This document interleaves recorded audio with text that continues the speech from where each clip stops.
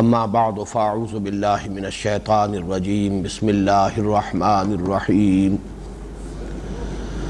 یا ایہا الناس اعبدوا ربکم الذی خلقکم والذین من قبلکم لعلکم تتقون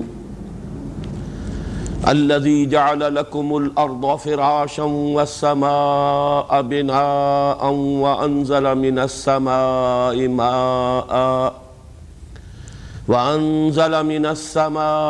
ماء فأخرج به من الثمرات رزقا لكم فلا تجعلوا لله أندادا وأنتم تعلمون وإن كنتم في ريب مما نزلنا على عبدنا فأتوا بسورة من مثله وادعوا شهداءكم من دون الله إن كنتم صادقين فإن لم تفعلوا ولن تفعلوا فاتقوا النار التي وقودها الناس والحجارة أعدت للكافرين وبشر الذين آمنوا وعملوا الصالحات أن لهم جنات تجري من تحتها الأنهار كلما رزقوا منها من ثمرة رزقا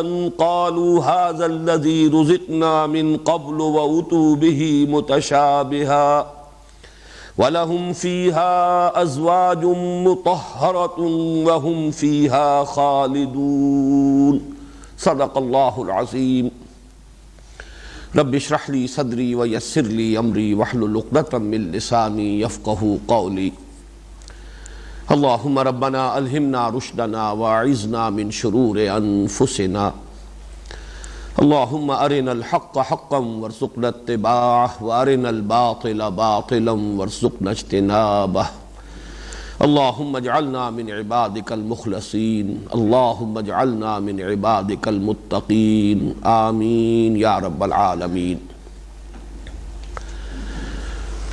سورہ بقرہ کے تمہیدی مضامین میں نے جو باتیں اس سے قبل عرض کی ہیں اور ان کے ضمن میں اس سورہ مبارکہ کے مضامین کا جو تجزیہ بیان کیا ہے اس کے بعض امور کو آج پھر ذہن میں تازہ کر لیں۔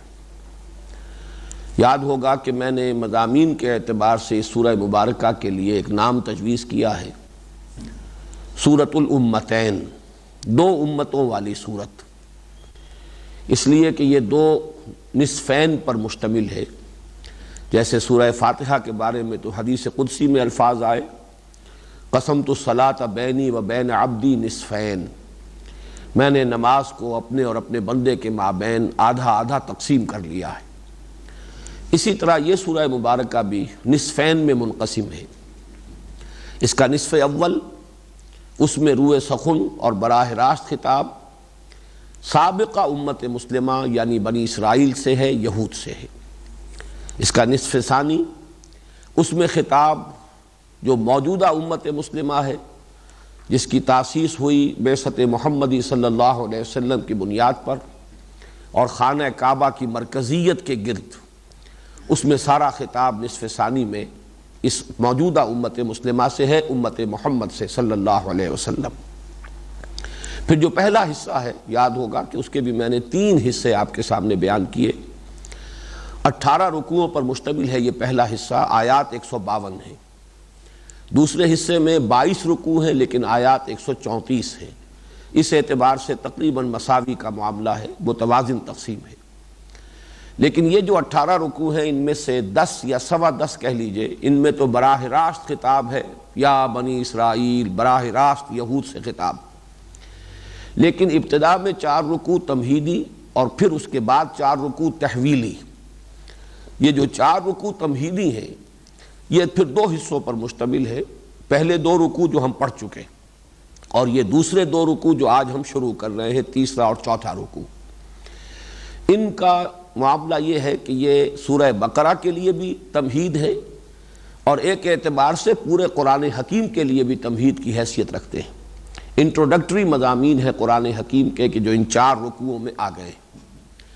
پہلے دو رکوعوں کے بارے میں عرض کر چکا ہوں کہ ایک تعویل خاص ہے، لیکن تعویل عام کو اس وقت صرف آپ کے سامنے دہرانا ہے کہ پہلے دو رکوعوں میں ان تین قسم کے اشخاص کی تفصیل بیان کر دی گئی کہ جو ہمیشہ اس کتاب کے حوالے سے موجود رہیں گے۔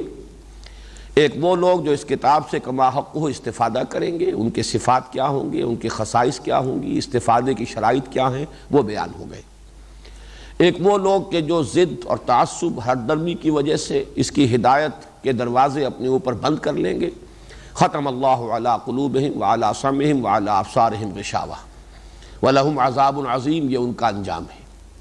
تیسرا وہ گروہ کہ جو بظاہر مانے گا، ایمان لائے گا، دعویٰ کرے گا ماننے کا، لیکن اس ماننے کے عملی تقاضے پورے کرنے میں جو کسر نفس کرنی پڑتی ہے، ایثار نفس، اور جو جانی و مالی قربانیاں دینی پڑتی ہیں، اس کی بنا پر ٹھٹک کر رہ جائے گا کہ مذبذب ہو کر رہ جائے گا، نہ ماننے والوں میں نہ انکار کرنے والوں میں۔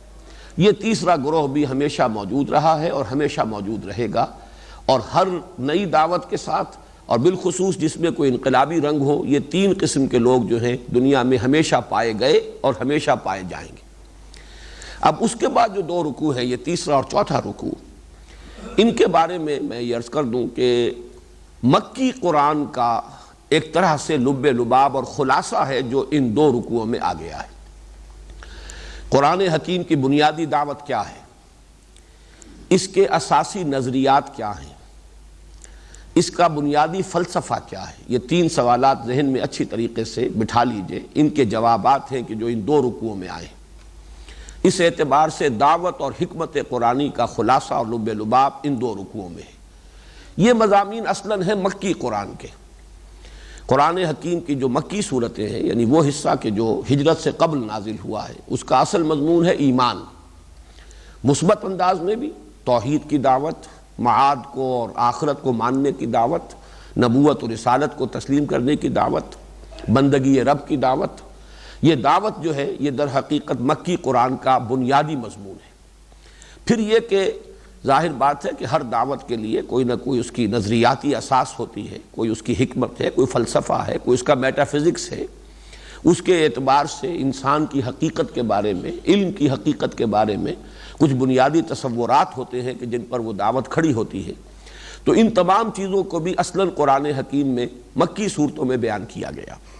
اب یہاں ایسا ہے کہ اس کو بنی اسرائیل سے براہ راست خطاب سے قبل دو رکوعوں میں ان تمام امور کا جو جامع ترین خلاصہ ہو سکتا ہے وہ یہ 19 آیات کے اندر یہاں جمع کر دیا گیا ہے۔ یہ گویا کہ مکی قرآن کا خلاصہ ہے۔ اس حوالے سے میں ذرا ایک بات اس سے پہلے بھی کئی مرتبہ خیال آیا تھا کہ گوش گزار کر دوں، لیکن پھر یہ کہ وہ بات رہ جاتی رہی کہ یہ ایک سوال ہے بڑا اہم کہ کیا وجہ ہے کہ قرآن حکیم کی جو ترتیب نزولی ہے اور جو اس کی ترتیب مصحف ہے، اس میں بالکل ایک عکسی ترتیب ہے، بالکل یوں سمجھیے کہ بالعکس معاملہ ہے۔ یہ جو صورتیں ہم پڑھ رہے ہیں، سورہ بقرہ، سورہ آل عمران، سورہ نساء، سورہ مائدہ، 6.25 پارے قرآن حکیم کے، تقریباً 1/6 حصہ بن جائے گا، بلکہ 1/5 حصہ، یہ مدنی صورتوں پر مشتمل ہے۔ اور آخری حصہ قرآن مجید کا وہ زیادہ تر وہ ہے کہ جو بالکل ابتدائی دور میں قرآن مجید میں نازل ہوئی صورتیں، تو یہ کہ ان کو پہلے رکھا گیا، ان مدنی صورتوں کو، اور مکیات کو اختتام پر لایا گیا۔ ویسے تو یہ کہ اس کے فوراً بعد بھی مکیات آ جائیں گی، لیکن جو بالکل ابتدائی دور کی مکی صورتیں ہیں وہ بالکل اختتام پر ہیں۔ تو گویا کہ اس اعتبار سے ترتیب نزولی اور ترتیب مصحف جو ہیں وہ بالکل ایک دوسرے کی ضد ہیں، ایک دوسرے کے برعکس ہیں۔ اس کی حکمت کیا ہے؟ میرے مطالعے کی حد تک اس سوال سے اول تو اکثر و بیشتر حضرات نے تو اعتنا ہی نہیں کیا، کسی نے کیا بھی ہے تو کوئی ایسی قابل ذکر بات میرے علم میں نہیں آئی ہے کہ جو میں سمجھوں کہ اس کی کوئی صحیح اور قابل قبول توجیہ جس میں ہو رہی ہو، سوائے ایک توجیہ کے جو محمد مارمیڈیوک پکتھال نے کی ہے۔ انہوں نے جو ترجمہ کیا قرآن حکیم کا، گلوریس قرآن کے نام سے وہ شائع ہوا، بہت کثیر تعداد میں ایک زمانے میں شائع ہوا تھا اور بہت سے اداروں کی طرف سے مفت بھی تقسیم ہوا تھا۔ یہ اس زمانے کی بات ہے جب کہ کمیونزم جو ہے اس کی ٹائیڈ ابھی بڑھ رہی تھی، چڑھ رہی تھی، اور مغربی قوتوں کو ضرورت محسوس ہو رہی تھی کہ اس کے آگے بند باندھنے کے لیے کچھ مذہبی جو تصورات ہیں ان کو سامنے لایا جائے۔ تو اس وقت یہ کام ہوا تھا کہ مختلف مذاہب کی جو مذہبی کتب ہیں ان کو مغربی ممالک نے کثرت کے ساتھ شائع کر کے بڑی تعداد میں پھر انہیں تقسیم کیا تھا کہ شاید یہ جو طوفان چلا آ رہا ہے اس کا مقابلہ جو ہے اس روحانیت کے ذریعے سے ہی کیا جا سکے کہ جو ان مذاہب کے اندر ہے۔ بہرحال اس زمانے میں وہ گلوریس قرآن بڑی کثرت کے ساتھ شائع ہوا اور تقسیم ہوا۔ اس کا جو مقدمہ ہے وہ میرے نزدیک بڑی ہی ذہانت پر مبنی ہے۔ واقعہ یہ ہے کہ بڑی گہری سٹڈی اور بڑا گہرا مطالعہ اور مشاہدہ میں نے محسوس کیا کہ محمد مارمیلیوک پکتھال صاحب کا ہے۔ ایک تو سیرت النبی کے اعتبار سے کہ انہوں نے اس مقدمے میں سیرت کا جو خلاصہ بیان کیا بہت جامع ہے اور بہت ہی صحیح ہے، اور یہ کہ صحیح حالات کی تعبیر صحیح انداز میں ہے۔ لیکن وہی مجھے اس کا جواب ملا تھا۔ انہوں نے اس کی جو توجیہ بیان کی ہے وہ یہ ہے کہ جب قرآن نازل ہو رہا تھا اس وقت ترتیب یہ تھی کہ پہلے ایمان کی ضرورت تھی، اس کے بعد عمل کا معاملہ تھا، اس لیے کہ ابھی ایک نئی دعوت، نیا فلسفہ، نیا نظریہ، نئی فکر، نئی سوچ، نئے عقائد سے انٹروڈیوس کرنا تھا، اس لیے وہاں ایمان کی اہمیت زیادہ تھی، اور عمل کا معاملہ، قانون کا معاملہ، احکام کا معاملہ، اوامر و نواہی کا معاملہ یہ ثانوی درجے میں تھا۔ لیکن جب اسلام اسٹیبلش ہو گیا ایک پالیٹی کی حیثیت سے، وہ ایک نظام کی شکل میں قائم ہو گیا، تو اب صورت برعکس ہو گئی، اس لیے کہ اب آئندہ نسلیں جو ہیں وہ گویا کہ پیدائشی طور پر مسلمان ہوں گی۔ ان پیدائشی مسلمانوں کو اولاً ضرورت ہے عمل کی، اس لیے کہ جیسا کہ آپ کو معلوم ہے بچہ اگر 5-7 برس کا بھی ہو جاتا ہے تو اس کو نماز پڑھائی جاتی ہے، 9-10 برس کا ہو جائے روزہ رکھنا شروع کر دیتا ہے۔ تو یہ چونکہ اب ایک تمدن، ایک تہذیب، ایک کلچر، ایک نظام، ایک قانون یہ ہے کہ جو اسلام کی بنیاد پر قائم ہو چکا ہے، لہٰذا اب احکام کی اہمیت زیادہ ہو گئی ہے بنسبت ایمان کے۔ ایمان تو گویا کہ موروثی طور پر بھی لوگوں کو مل جاتا ہے، اور البتہ یہ کہ جیسے جیسے انسان کا شعور ترقی کرتا ہے پھر وہ اس کی ریئلائزیشن کرتا ہے، اس ایمان کے حقائق کو اپنے باطن کے اندر ریئلائز کرنا اور اس کا ادراک اور شعور حاصل کرنا یہ بعد میں ہوگا۔ لیکن جہاں تک ایمان کا تعلق ہے بنیادی طور پر ان حقائق کو ماننے اور تسلیم کرنے کا، یہ گویا کہ اس معاشرے میں پیدا ہونے والے لوگوں کو از خود حاصل ہو جاتا ہے۔ اس اعتبار سے اب ترتیب جو ہے وہ یہی ہونی چاہیے کہ پہلے وہ احکام، وہ اعمال، وہ جو شریعت کے اوامر و نواہی ہیں پہلے ان سے انٹروڈیوس کر دیا جائے، ایمان کے مباحث جو ہے وہ بعد میں۔ اسی وجہ سے قرآن مجید میں مصحف کے ترتیب میں یہ ترتیب نزولی کے برعکس صورت اختیار کی گئی۔ اس اعتبار سے میں یہ عرض کر رہا ہوں کہ چونکہ یہاں پر مکی صورتیں اصلاً شروع ہو رہی ہیں قرآن حکیم میں، مصحف میں، لیکن یہ کہ ضرورت اس بات کی تھی کہ جو مدنی صورتیں شروع ہو رہی ہیں تو ضرورت اس بات کی تھی کہ مکی قرآن مجید کا خلاصہ یہاں پر درج کر دیا جائے۔ یہ ایک حکیمانہ ترتیب ہے۔ باقی جہاں تک ایک تعویل خاص کے اعتبار سے ایک خیال ہے جو مولانا اصلاحی صاحب نے ظاہر کیا ہے کہ ان رکوعوں میں بھی انڈائریکٹلی روح سخن جو ہے وہ یہود کی طرف ہے۔ جہاں تک چوتھے رکوع کا معاملہ ہے اس میں تو بات کچھ نکھر کر سامنے آ جائے گی، واضح ہو جائے گی، اس لیے کہ اس میں ابلیس کا جو کردار آئے گا، اور اس ابلیسیت کی جو اساس ہے وہ ہے تکبر، ابا واستکبرا، تکبر، عجب، اپنے بڑے ہونے کا گھمنڈ، اپنی تکبر کا معاملہ۔ اس اعتبار سے گویا کہ آئینہ دکھایا جا رہا ہے یہود کو کہ آج تم محمد کے مقابلے میں صلی اللہ علیہ وسلم جو استکبار کر رہے ہو، تکبر کر رہے ہو، اور اپنے آپ کو ان سے بالا تر سمجھتے ہوئے ان کی دعوت کو رد کر رہے ہو، تو در حقیقت یہ شیطنت ہے۔ یہ وہی کردار ہے جو ابلیس نے آدم کے مقابلے میں اختیار کیا تھا، جو آج تم محمد صلی اللہ علیہ وسلم کے مقابلے میں اختیار کر رہے ہو۔ یہ بات تو خاصی مربوط معلوم ہوتی ہے۔ البتہ یہ جو تیسرا رکوع ہے جس کا آج ہم مطالعہ شروع کر رہے ہیں، اس میں مجھے کچھ تکلف والی بات معلوم ہوتی ہے، اگرچہ مولانا اصلاحی صاحب نے جو بات کہی ہے وہ میں آپ کے سامنے رکھ دیتا ہوں کہ چونکہ ایسا محسوس ہوا کہ جب اب مدنی دور میں اہل کتاب سے براہ راست خطاب ہوا، اب تک یہود یہ سمجھتے تھے کہ یہ دور کا معاملہ ہے، مکے والے جانے محمد صلی اللہ علیہ وسلم وہاں دعوت دے رہے ہیں، ان کے لیے ایک مسئلہ ہے جو پیدا ہوا ہے، ہم سے کوئی براہ راست اس کا سروکار نہیں ہے۔ لیکن جب حضور مدینہ تشریف لے آئے اور اب براہ راست خطاب یہود سے شروع ہوا، تو انہیں اب خطرے کا احساس ہوا کہ ہمارے لیے یہ اب ایک پوٹینشل ڈینجر ہے، ہماری سیادت، قیادت، چودراہٹ، ہماری جو مسند ہے اس کے لیے اب ایک خطرہ ہے۔ اس اعتبار سے انہوں نے نہ صرف یہ کہ مدینے میں براہ راست حضور صلی اللہ علیہ وسلم کی مخالفت کی شدت اختیار کی، انہوں نے ریشہ دوانی اور سازشی کردار شروع کر دیا، اور بنی اسماعیل کو بھی، مکے والوں کو بھی ورگلانے کے لیے ہر ممکن کوشش کی کہ کسی طریقے سے وہاں سے بھی اس دعوت کے جو قدم ہے وہ آگے اب بڑھنے نہ پائیں۔ جتنا کچھ بھی وہاں ہو چکا ہے، اور وہاں سے جتنے لوگ بھی یہاں آ گئے ہجرت کر کے، لیکن یہ کہ آگے وہاں بھی اس دعوت کا سد باب کیا جائے۔ تو ان کی اس کوشش کے توڑ کے لیے یہ ہے مولانا اصلاحی صاحب کا موقف کہ اس رکوع میں اگرچہ بظاہر تو یا ایھا الناس کہا جا رہا ہے، لیکن حقیقت میں یہ بنی اسماعیل سے خطاب ہے۔ گویا کہ بنی اسماعیل کو آگاہ کیا جا رہا ہے کہ یہود کی ریشہ دوانی سے اثر پذیر نہ ہو، اور جو اصل حقیقت ہے اس کو قبول کرو کھلے دل کے ساتھ، کھلے ذہن کے ساتھ، اس لیے کہ اسی میں تمہارے لیے بھلائی ہے، اسی میں تمہارے لیے خیر ہے۔ اور یہود جو کچھ کر رہے ہیں تمہیں ورگلانے کے لیے، وہ حسد کی بنیاد پر کر رہے ہیں۔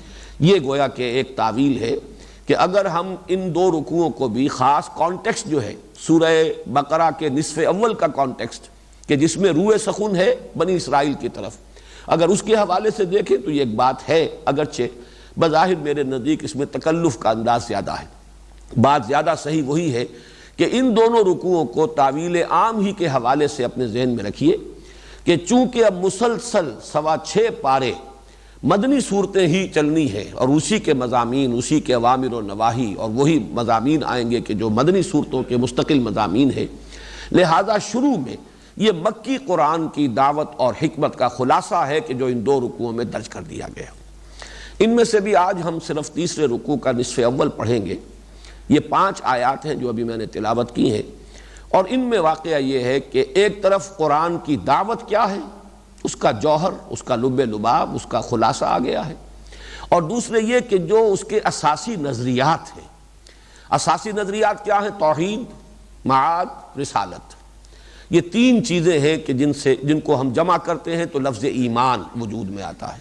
ایمان ہی اساسی نظریہ ہے اسلام کا، یہی جڑ ہے، یہ بنیاد ہے، اور اس میں توحید اور رسالت اور معاد، ان تینوں کے بارے میں ان 5 آیات میں بڑی ہی خوبصورتی کے ساتھ، جامعیت کے ساتھ، وہ مضامین جو بہت تفصیل کے ساتھ، بہت تشریح کے ساتھ، بہت شرح و بسط کے ساتھ مکی صورتوں میں آئے ہیں، یہاں ان کا بہت ہی جامع خلاصہ آ گیا ہے۔ بس اس تمہید کے بعد اب شروع کیجئے۔ یا ایھا الناس اعبدوا ربکم الذی خلقکم والذین من قبلکم لعلکم تتقون۔ یا ایھا الناس، اے لوگو۔ یہ ناس کے لفظ کے بارے میں بھی میں تفصیلاً عرض کر چکا ہوں، لغوی بحث، انسان اور انس اور پھر ناس کیسے بنا ہے۔ اب وہ ساری چیزیں جو ہیں وہ بار بار دہرائی جانے والی نہیں ہے۔ اس وقت اس آیت کے حوالے سے جو یہ لفظ، جو شروع کا اس کا انداز ہے، اس سے یہ بات نوٹ کر لیجئے کہ یہاں پوری نوع انسانی سے خطاب ہو رہا ہے۔ مولانا اصلاحی صاحب کے نزدیک تو تعویل خاص کے اعتبار سے یہاں مراد بنی اسماعیل ہے۔ گویا کہ اگرچہ خطاب عام ہے لیکن اس سے مراد ایک خاص گروہ ہے، بنی اسماعیل۔ لیکن جیسا کہ میں عرض کر چکا ہوں، میرے نزدیک یہ خطاب عام ہے، اور یہ قرآن مجید کی بنیادی دعوت کا خلاصہ ہے جو ابدی دعوت ہے۔ اور اس دعوت کے مخاطب جو ہے وہ کوئی قبیلہ نہیں ہے، کوئی قوم نہیں ہے، کسی ملک کے لوگ نہیں ہیں، کسی خاص نسل سے متعلق نہیں ہے، بلکہ یا ایھا الناس، اے بنی نوع آدم، اے بنی آدم، اے نوع انسان، اے لوگو، اے انسانوں۔ یہ اس اعتبار سے بہت اہم ہے کہ دونوں اعتبارات سے اگر آپ تقابل کریں گے تو قرآن مجید کی یہ دعوت یا اسلام کی یہ دعوت منفرد نظر آئے گی دنیا میں جتنی بھی دعوتیں ہیں۔ ظاہر بات ہے کہ مختلف دعوتیں موجود ہیں، مختلف نظام ہیں، مختلف فکر ہیں، مختلف نظریات ہیں، ان کی طرف بلانے والے موجود ہیں، لیکن یہ ہے کہ ایک طرف انبیاء کرام کی دعوت، دوسری طرف دنیا میں جو دوسری تمدنی اور مادی قسم کی دعوتیں اٹھتی رہی ہیں، ان دونوں سے تقابل کر لیجئے۔ انبیاء کرام کا معاملہ بھی یہ ہے کہ نبی اکرم صلی اللہ علیہ وسلم سے قبل ہر نبی کی دعوت صرف اپنی قوم کے لیے تھی۔ یا قوم، یا قوم، یا قوم، کہیں یا ایھا الناس کے الفاظ آپ کو نہیں ملیں گے۔ یہ پہلی اور آخری دعوت ہے کہ جس میں خطاب عام ہے، انسان سے بحیثیت انسان خطاب ہے، کسی قوم سے نہیں، کسی نسل سے نہیں، کسی قبیلے سے نہیں، کسی ملک سے، کسی علاقے سے نہیں، کسی خاص پیشے سے نہیں، کسی خاص طبقے سے نہیں۔ اس میں یہاں تک نوٹ کر لیجئے کہ صرف ایک ہے سابقہ انبیاء میں سے حضرت مسیح علیہ السلام، جن کے بارے میں یہ گمان ہو سکتا ہے کہ ان کی دعوت بھی آفاقی ہو گئی، بین الاقوامی ہو گئی، ملکوں اور علاقوں اور نسلوں سے آگے پھیل گئی۔ لیکن یہ کہ یہ معاملہ بھی از روئے قرآن اس بات کو ذہن میں رکھیے کہ یہ بھی در حقیقت پولزم ہے۔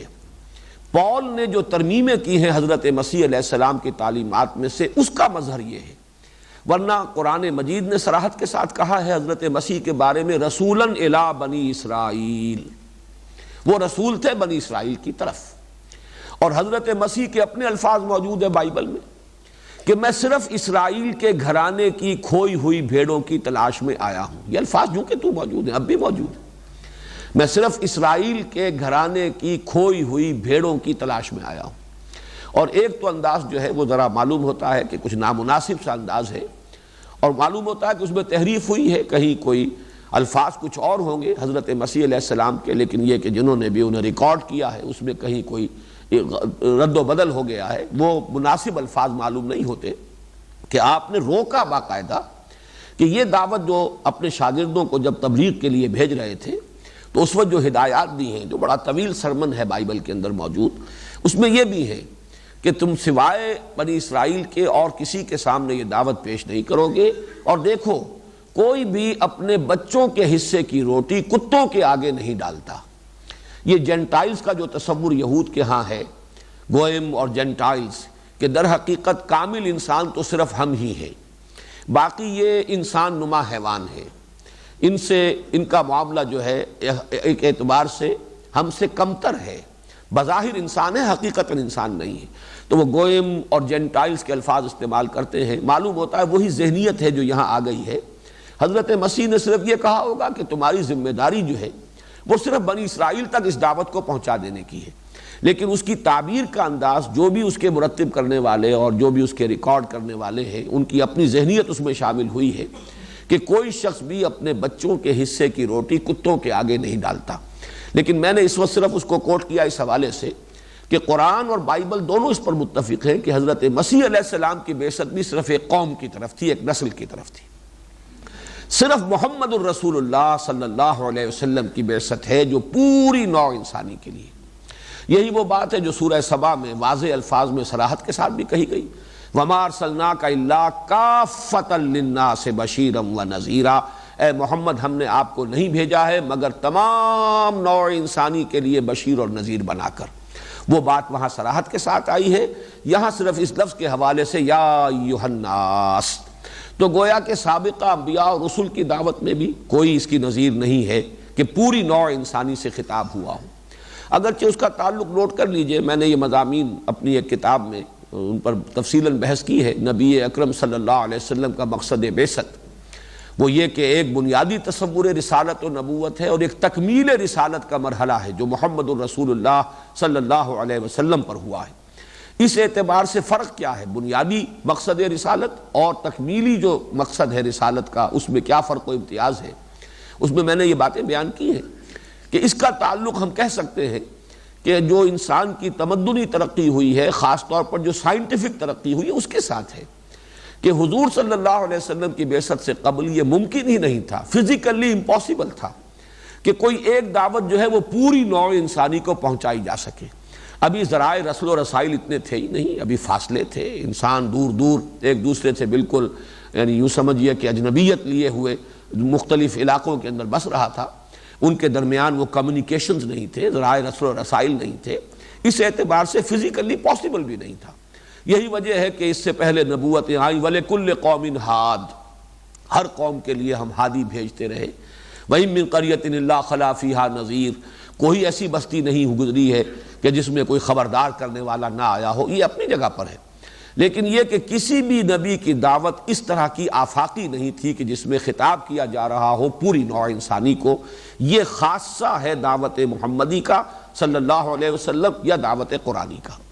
اسی طریقے سے اس کا تقابل کیجئے دنیا میں جو دوسری دعوتیں ہوتی ہیں، جو بھی کوئی تحریکیں اٹھتی ہیں اور ان کے اندر اپیل کی جاتی ہے، ہر تحریک جو ہے کسی نہ کسی کو تو اپنا مخاطب بناتی ہے، مخاطب اولین، اس میں بھی آپ دیکھیں گے کہ انسان کو بحیثیت انسان خطاب کرنے والی کوئی دعوت نہیں، لیکن اس لیے کہ قومی دعوتیں ہوتی ہیں، ملک کی عظمت کا نعرہ لگایا جاتا ہے، قوم کی برتری اور قوم کی عزت، اس کے حوالے سے لوگوں کو اپیل کیا جاتا ہے کہ آؤ جمع ہو جاؤ، ڈیفینڈ کرو اپنے آپ کو، اپنی عزت کو اور اپنی وجاہت کو اور اپنی حیثیت کو۔ یا یہ کہ زیادہ سے زیادہ آپ کہہ سکتے ہیں کہ بین الاقوامی سطح پر کوئی دعوت اٹھی تھی تو وہ یہ کمیونزم کی دعوت تھی، لیکن اس میں بھی طبقاتی تقسیم تھی، دنیا بھر کے مزدوروں جمع ہو جاؤ، اپیل ساری تھی پرولیٹیریٹ کے لیے، بورژویز کے خلاف تو گویا کہ ایک دشمنی، ایک نفرت پیدا کرنا، ان سے کوئی تخاطب نہیں تھا، ان سے خطاب نہیں تھا، ان کے لیے کوئی اپیل نہیں تھی۔ یہ دعوت صرف محمد الرسول اللہ صلی اللہ علیہ وسلم کی ہے کہ اس میں کسی طبقے سے خطاب نہیں، کسی قوم سے نہیں، کسی نسل سے نہیں، کسی علاقے سے نہیں، بلکہ یہ کہ یا ایھا الناس، پوری نوع انسانی بحیثیت نوع انسانی اس کی مخاطب ہے۔ دعوت کیا ہے؟ اعبدوا ربکم، ایک لفظ میں خلاصہ ہے۔ یہ دونوں الفاظ جو ہیں، عبادت اس کا مفہوم کیا ہے، رب اس کا مفہوم کیا ہے، یہ دونوں سورہ فاتحہ میں الفاظ آ چکے ہیں اور لغوی بحث جو ہے تفصیل کے ساتھ آ چکی ہے۔ اس وقت تیزی کے ساتھ چند چیزیں دوبارہ ذہن میں آپ مستحضر کر لیں۔ نمبر ایک یہ کہ دعوت قرآنی کا لب لباب یہی ہے، یہی پہلی مرتبہ قرآن کی دعوت آ رہی ہے، یعنی ترتیب مصحف میں آئیں گے، سورہ فاتحہ میں انداز جو ہے آپ کو معلوم ہے کہ اس کے اندر وہ دعوت کا انداز نہیں ہے کہ یہ مانو یا ایمان لاؤ یا یہ کرو اور یہ نہ کرو، بلکہ اس میں تو یا تو اعتراف ہے، ایک سلیم الفطرت اور سلیم العقل انسان جہاں تک خود پہنچ گیا اس کا وہ اظہار کر رہا ہے، اور اس کے بعد وہ ایک دعا کر رہا، استدعا کر رہا، اہدنا الصراط المستقیم۔ پھر جو دو رکوع آئے ہیں وہ بھی سارا کلام خبریہ ہے، اس میں کہیں انشائیہ کلام نہیں ہے کہ یہ کرو اور یہ نہ کرو، بلکہ کلام خبریہ ہے، کچھ لوگ وہ ہیں، کچھ لوگ ایسے ہیں، کچھ لوگ ایسے ہیں، ان کا حال یہ ہے، ان کا انجام یہ ہوگا، یہ کلام خبریہ ہے۔ تو یہ پہلا مقام آ رہا ہے قرآن مجید میں کہ جہاں کلام انشائیہ ہے، یا ایھا الناس اعبدوا ربکم، اے لوگو بندگی اختیار کرو، پرستش کرو اپنے رب کی۔ اس پہلو سے گویا کہ قرآن مجید کی دعوت کو اگر آپ معین کرنا چاہیں کہ وہ کیا ہے تو اس کا سٹارٹنگ پوائنٹ یہی ہے، اور اسی کے اعتبار سے سورہ ہود کی ابتدائی دو آیات جو ہیں وہ ذہن میں رہنی چاہیے۔ الف لام را کتاب احکمت آیاتہ ثم فصلت من لدن حکیم خبیر اللہ تعبدوا الا اللہ، یہ ہے دعوت۔ الف لام را یہ ایک ایسی کتاب ہے کہ جو محکم کی گئی ہیں، اس کی آیات بڑی پختہ کی گئی، پھر ان کی تفصیل کی گئی اس ہستی کی جانب سے کہ جو علیم ہے اور خبیر ہے، حکیم ہے۔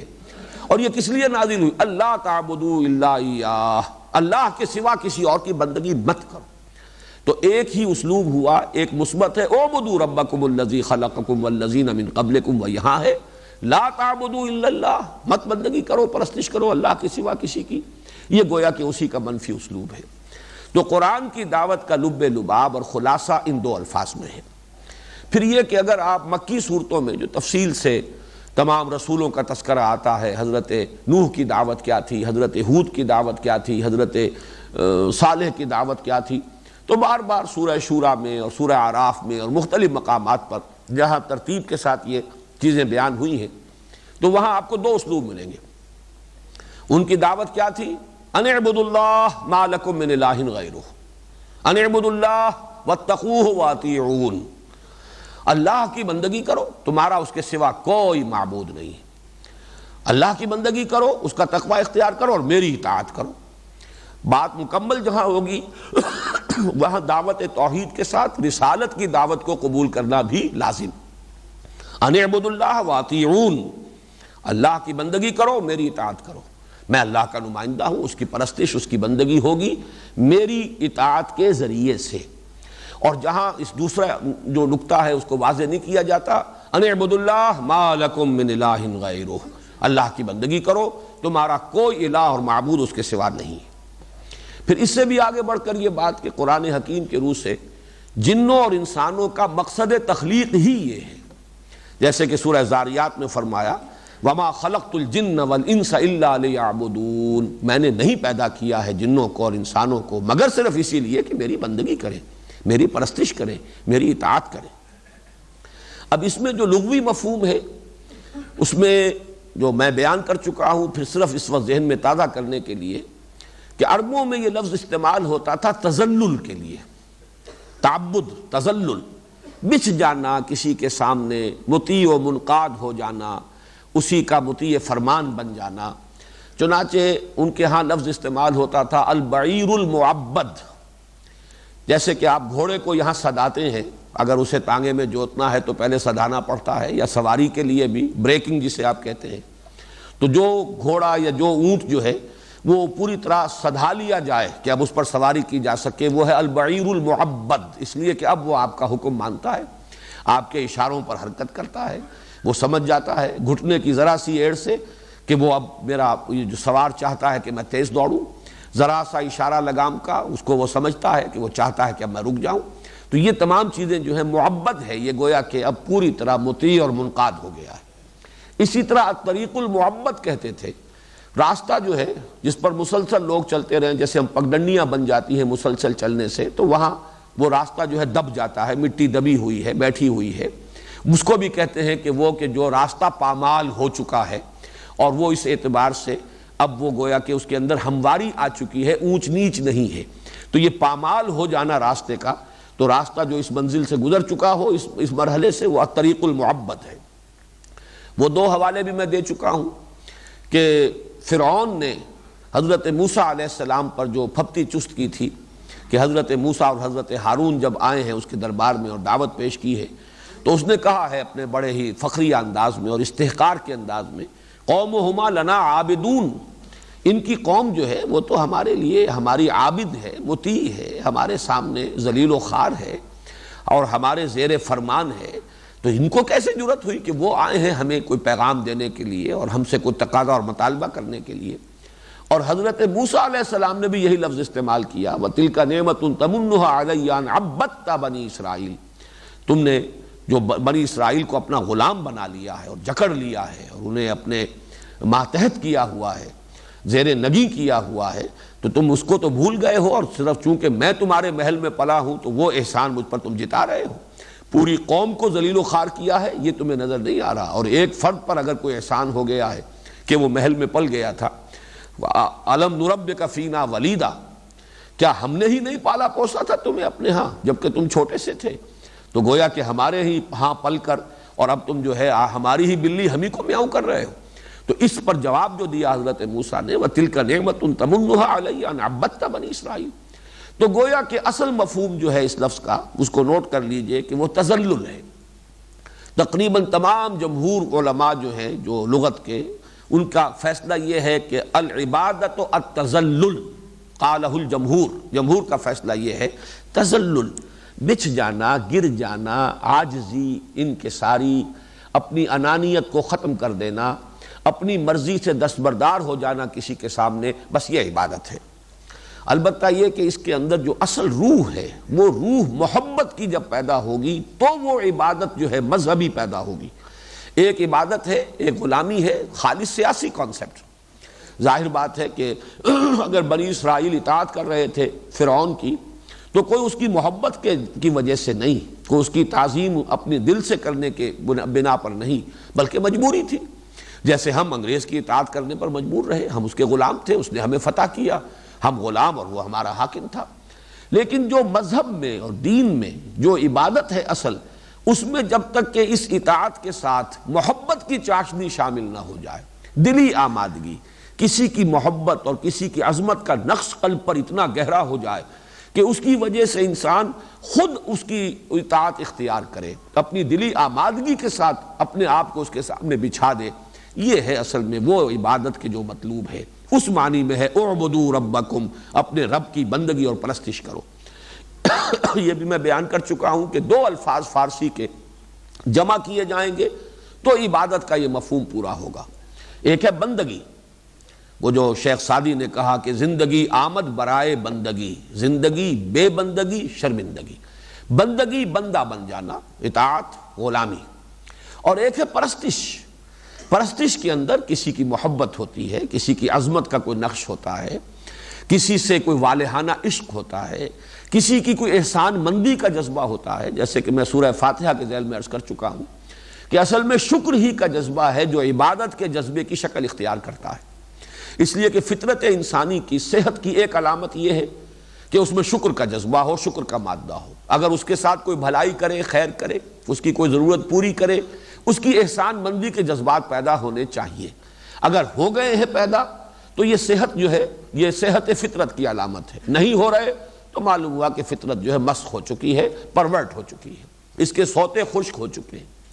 پھر اسی کا ایک تقاضا یہ ہے اسی فطرت کا کہ جس نے آپ کے ساتھ بھلائی کی ہے آپ بھی اس کے ساتھ کوئی بھلائی کریں، کوئی بدلہ دیں، کسی درجے میں اس کو جزا دیں، کوئی تو مبادلہ ہو جائے، کوئی خدمت اس کی کریں کسی انداز میں. والدین نے اگر آپ کے ساتھ بھلائی کی ہے آپ والدین کی خدمت کیجیے. کبھی کسی پڑوسی نے آپ کے ساتھ کوئی بھلا کام کیا آپ بھی تلاش میں رہیں گے، کوئی موقع ملے میں بھی اس کے احسان کا بدلہ چکا لوں. هل جزاء الاحسان الا الاحسان، احسان کا بدلہ تو احسان ہی ہو سکتا ہے، یہ بھی فطرت کا تقاضا ہے. لیکن اب اگر تو کوئی محسن ایسا ہے جس کا کہ آپ احسان کا کچھ بدلہ دے سکیں تو ٹھیک ہے، آپ نے عوض معاوضہ گلا ندارد، آپ نے اس کے احسان کا بدلہ چکا دیا. اب آپ کے اعصاب پر کوئی بوجھ نہیں رہا کہ میں اس کا احسان مند ہوں اور اس کے بوجھ تلے ہوں. لیکن اگر کوئی ہستی اتنی بلند ہے کہ آپ تو اس کی کوئی خدمت کر نہیں سکتے، سورج ہے کیا کریں گے؟ آپ کو یہ تو پتا ہے سورج کی تمازت سے ہماری فصلیں پک رہی ہیں، سورج ہی کی یہ حرارت ہے جس سے یہ ہواؤں کا نظام ہے اور بارشیں برس رہی ہیں. تو یہ بڑا دیوتا ہے، اس سے تو ہمارے بڑے کام چل رہے ہیں. لیکن اب ہم کیا کریں؟ اس کی کیا خدمت بجا لائیں؟ اس کو کیا بدلہ دیں؟ تو بس اب یہاں ایک ہی شے رہ گئی کہ ہاتھ جوڑ کر کھڑے ہو جاؤ، اس کی عظمت کا اقرار کر لو، اس کے کچھ گن گاؤ، کچھ اس کی مدح کرو، کچھ حمد کرو، اس کے سامنے سر جھکا دو، سجدہ کر دو، ڈنڈوت کر دو، بس یہی ہو سکتا اور کچھ نہیں. اس اعتبار سے یہ جذبہ شکر جو ہے یہ در حقیقت پھر جذبہ عبادت کی شکل اختیار کرتا ہے. وہی جذبہ عبادت ہے کہ جو مطلوب ہے اللہ کے لیے کہ انسان یہ پہچان لے کہ رب حقیقت میں وہی ہے. ربوبیت چاہے میری کتنی ہی مختلف گوشوں سے ہو رہی ہو، سورج کا بھی اس میں حصہ ہے، چاند کا بھی اس میں حصہ ہے، ہواؤں کا بھی حصہ ہے، پانی کا بھی حصہ ہے، نباتات کا بھی حصہ ہے، والدین کا بھی حصہ ہے، قوم اور قبیلے کا بھی حصہ ہے، یہ سب کا حصہ ہے. میری ربوبیت، میری ضروریات کی باہم رسانی کا یہ نہ معلوم کتنا لمبا نظام ہے. لیکن یہ کہ یہ سارا سلسلہ ایک رب ہے، اصل رب، ربوبیت کے یہ سارے سلسلے اسی کے قبضہ قدرت میں ہیں، اسی کی ربوبیت کے یہ مظہر ہیں. اصل رب وہی ہے، اصل پالنہار وہی ہے. جس نے اس حقیقت کو پہچان لیا اب وہ ساری عبادت اور پرستش اور بندگی کا جذبہ اس کی ذات کے ساتھ وابستہ ہو جائے گا. جو سورہ فاتحہ میں یہ سارے مضامین آ چکے ہیں کہ الحمدللہ رب العالمین سے شروع ہو کر وہ پہلا حصہ جو ہے 3 آیتوں پر مشتمل پہلا پلڑا جو ہے، ایک پلڑا جو ہے اس سورہ مبارکہ کی جو تقسیم ہم نے ایک ترازو کی شکل میں کی ہے، وہ پھر درمیانی آیت پر آ کر جوڑتا ہے ایاک نعبد. یہ ایاک نعبد اصل میں اس کا منطقی نتیجہ ہے. اس کے بعد ہے دوسرا حصہ ایاک نستعین، اور وہ ہے اہدنا الصراط المستقیم صراط الذین انعمت علیہم غیر المغضوب علیہم ولا الضالین. یہ جو محبت اور اطاعت ان دونوں میں نسبت کیا ہے؟ اس کے لیے بہترین تشبیہ یہ ہے کہ جیسے ہمارا جسم ہے اور اس کے اندر جان ہے. جان نظر نہیں آتی، جان کا وزن ہمیں معلوم نہیں، لیکن جسم سارا اگر ہے کسی چیز سے تو وہ جان ہی کی بدولت ہے، ورنہ اس کی حقیقت کیا ہے؟ یہ تو جان نکل جائے ڈس انٹیگریٹ ہو جائے گا، متعفن ہو جائے گا، تھوڑے عرصے تک جو ہے اس کو آپ شاید رکھ سکیں، باقی اس کو برداشت کرنا ناممکن ہو جائے گا. تو ہے جو کچھ نظر آ رہا ہے وہ تو جسم ہے، جان نظر نہیں آ رہی. جان نہاں در جسم او در جان نہاں، تو یہ جان نہاں ہے جسم کے اندر، یہ تو نظر نہیں آ رہی، لیکن اس کی ساری حقیقت جو ہے وہ اس جان سے ہے. یا آپ اس جان سے بھی آگے چاہیے تو روح سے ہے، لیکن یہ کہ نظر آنے والی شے جسم ہے. اسی طرح عبادت کا جو پیکر ہے جو نظر آئے گا وہ تو ہے اطاعت، اطاعت کلی، ہمہ تن ہمہ وقت ہمہ جہت، ہر اعتبار سے اللہ کی اطاعت. لیکن اس کی اصل روح جو ہے، اس کی جان جو ہے وہ محبت ہے.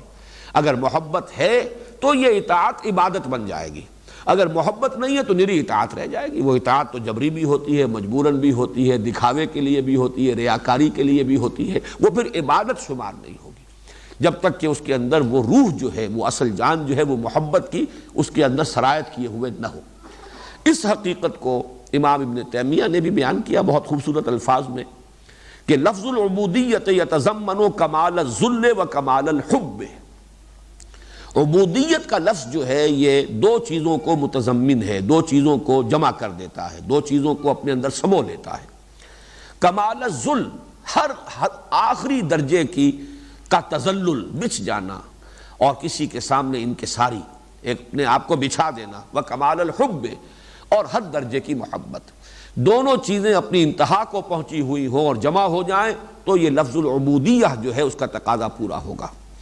ان کے شاگرد رشید چونکہ ان پر کچھ متصوفانہ رنگ غالب ہے حافظ ابن قیم پر، انہوں نے اس میں ترتیب بھی بدل دی ہے۔ ان کا کہنا یہ ہے العبادت و تجمع اصلین غایت الحب مع غایت الذل والخضوع، وہ محبت کو پہلے لا رہے ہیں کہ عبادت جو ہے وہ دو بنیادوں کو، دو جڑوں کو، دو اساسات کو جمع کرتی ہے۔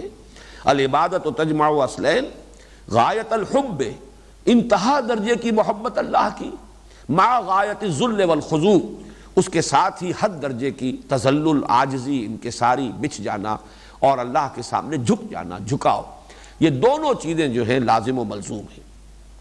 اب اس میں جو بات سمجھنے کی ہے وہ یہ ہے کہ عبادت اور عبادات کا اصل تعلق کیا ہے۔ ہمارے دور زوال میں بدقسمتی سے ہمارا تصور عبادت محدود ہوتا چلا گیا، وہ عبادات تک محدود ہو گیا۔ نماز، روزہ، حج، زکوٰۃ جو موڈز آف ورشپ ہیں، جو عبادات ہیں، جو معین افعال ہیں جو ہم پر فرض کیے گئے ہیں، نماز فرض ہے، روزہ فرض ہے، زکوٰۃ فرض ہے، حج فرض ہے، یہ کچھ موڈز ہیں، یہ کچھ ان کو آپ رسم بھی کہیں تو کوئی بری بات نہیں ہے، اس لیے کہ رسم کے لفظی معنی ہے کسی شے کا ظاہری جو اس کا ظہور ہوتا ہے۔ رسم الخط، اس رسم کے ذریعے سے ہم حروف کو ظاہر کرتے ہیں، تو رسم جو ہے وہ کوئی بری شے نہیں ہے۔ ویسے یہ کہ اگر صرف رسم ہی پر انسان کی نگاہ جم جائے، ریچولزم جسے ہم کہتے ہیں، رسم پرستی، تو وہ یقیناً غلط ہوگی، لیکن ظاہر بات ہے کہ لطافت بے کثافت جلوہ آرا ہو نہیں سکتی۔ ہر لطیف حقیقت کو اپنے ظہور کے لیے کسی نہ کسی کثیف میڈیم کی ضرورت ہے، وہ کثیف میڈیم ہوگا تو لطیف حقیقت ظاہر ہوگی، ورنہ اس کی کوئی حقیقت سامنے نہیں آ سکے گی۔ تو لطافت بے کثافت جلوہ آرا ہو نہیں سکتی، اسی لیے وہ جذبہ جو ہے وہ کسی نہ کسی رسم جو ہے اس کا محتاج ہے اپنے ظہور کے لیے۔ تو یہ رسومات عبادت ہیں کہ جو ہمیں نماز، روزہ اور حج اور زکوٰۃ کی شکل میں دی گئی ہیں، لیکن یہ ہوا یہ کہ ہمارا صدیوں کا زوال جو ہوا اور دین نے جب مذہب کی شکل اختیار کر لی، صرف ریچولزم رہ گیا، رہ گئی رسم اذاں روح بلالی نہ رہی، فلسفہ رہ گیا تلقین غزالی نہ رہی، تو پھر صرف انہی چیزوں تک عبادت کا تصور محدود ہو گیا۔ بحمداللہ اب جو دور ہے ہمارا، اس میں بہت سے اہل قلم کی کوششوں سے اور بہت سے مصنفین اور مفکرین اس دور میں جو سامنے آئے ہیں، ان کی اجتماعی جد و جہد کا نتیجہ یہ ہے کہ اب یہ حقیقت تو بالکل واشگاف ہو چکی ہے کہ عبادت سے مراد ہے پوری زندگی میں اللہ کی بندگی اور اطاعت، یہ اس کا ایک لازمی حصہ ہے، ورنہ تو در حقیقت ایک تناقض ہے، پھر تضاد ہے کہ نماز میں ہم کھڑے ہوں تو اللہ کی بندگی کر رہے ہیں، اور جب نماز سے فارغ ہو جائیں تو پھر اب اپنی منمانی، اپنے نفس پرستی، اپنے معاشرے کا جو چلن ہے یا جو بھی سکہ رواں ہے، اب ہم اس کی اطاعت شروع کر دیں، اس کی پیروی کریں، تو یہ تو لما تقولون ما لا تفعلون ہے۔ ہم آہنگی اسی صورت میں ہوگی کہ یہ بالکل ایک ہی رنگ ہو، بس یوں سمجھیے کہ نماز کی حالت میں وہ رنگ بہت گہرا ہے، اس لیے کہ ہمہ تن ہمہ وجوہ اسی پر ارتکاز ہے۔ انی وجہت وجہی للذی فطر السماوات والارض حنیفا وما انا من المشرکین، باقی ہر شے سے منقطع ہو کر، اپنا تعلق توڑ کر، اپنی توجہ کو ہٹا کر ارتکاز کی ہے توجہ کی اللہ تعالیٰ کی طرف۔ یہ گویا کہ اس عبادت کا رنگ یہاں گہرا ہے، باقی یہ کہ اس کے ساتھ ہم آہنگی ہونی چاہیے۔ اسی رنگ میں رنگی ہوئی پوری زندگی، اسی رنگ میں رنگا ہوا پورا انسان کا بیہیویئر، پورا طرز عمل، سارے معاملات اگر نہیں ہے تو یہ تناقض ہے، یہی پھر منافقت کی طرف انسان کو لے جانے والی شے ہے۔ اس اعتبار سے یہ تصور عبادت جو ہے میں سمجھتا ہوں کہ اب بہت حد تک لوگوں کے سامنے آ چکا ہے۔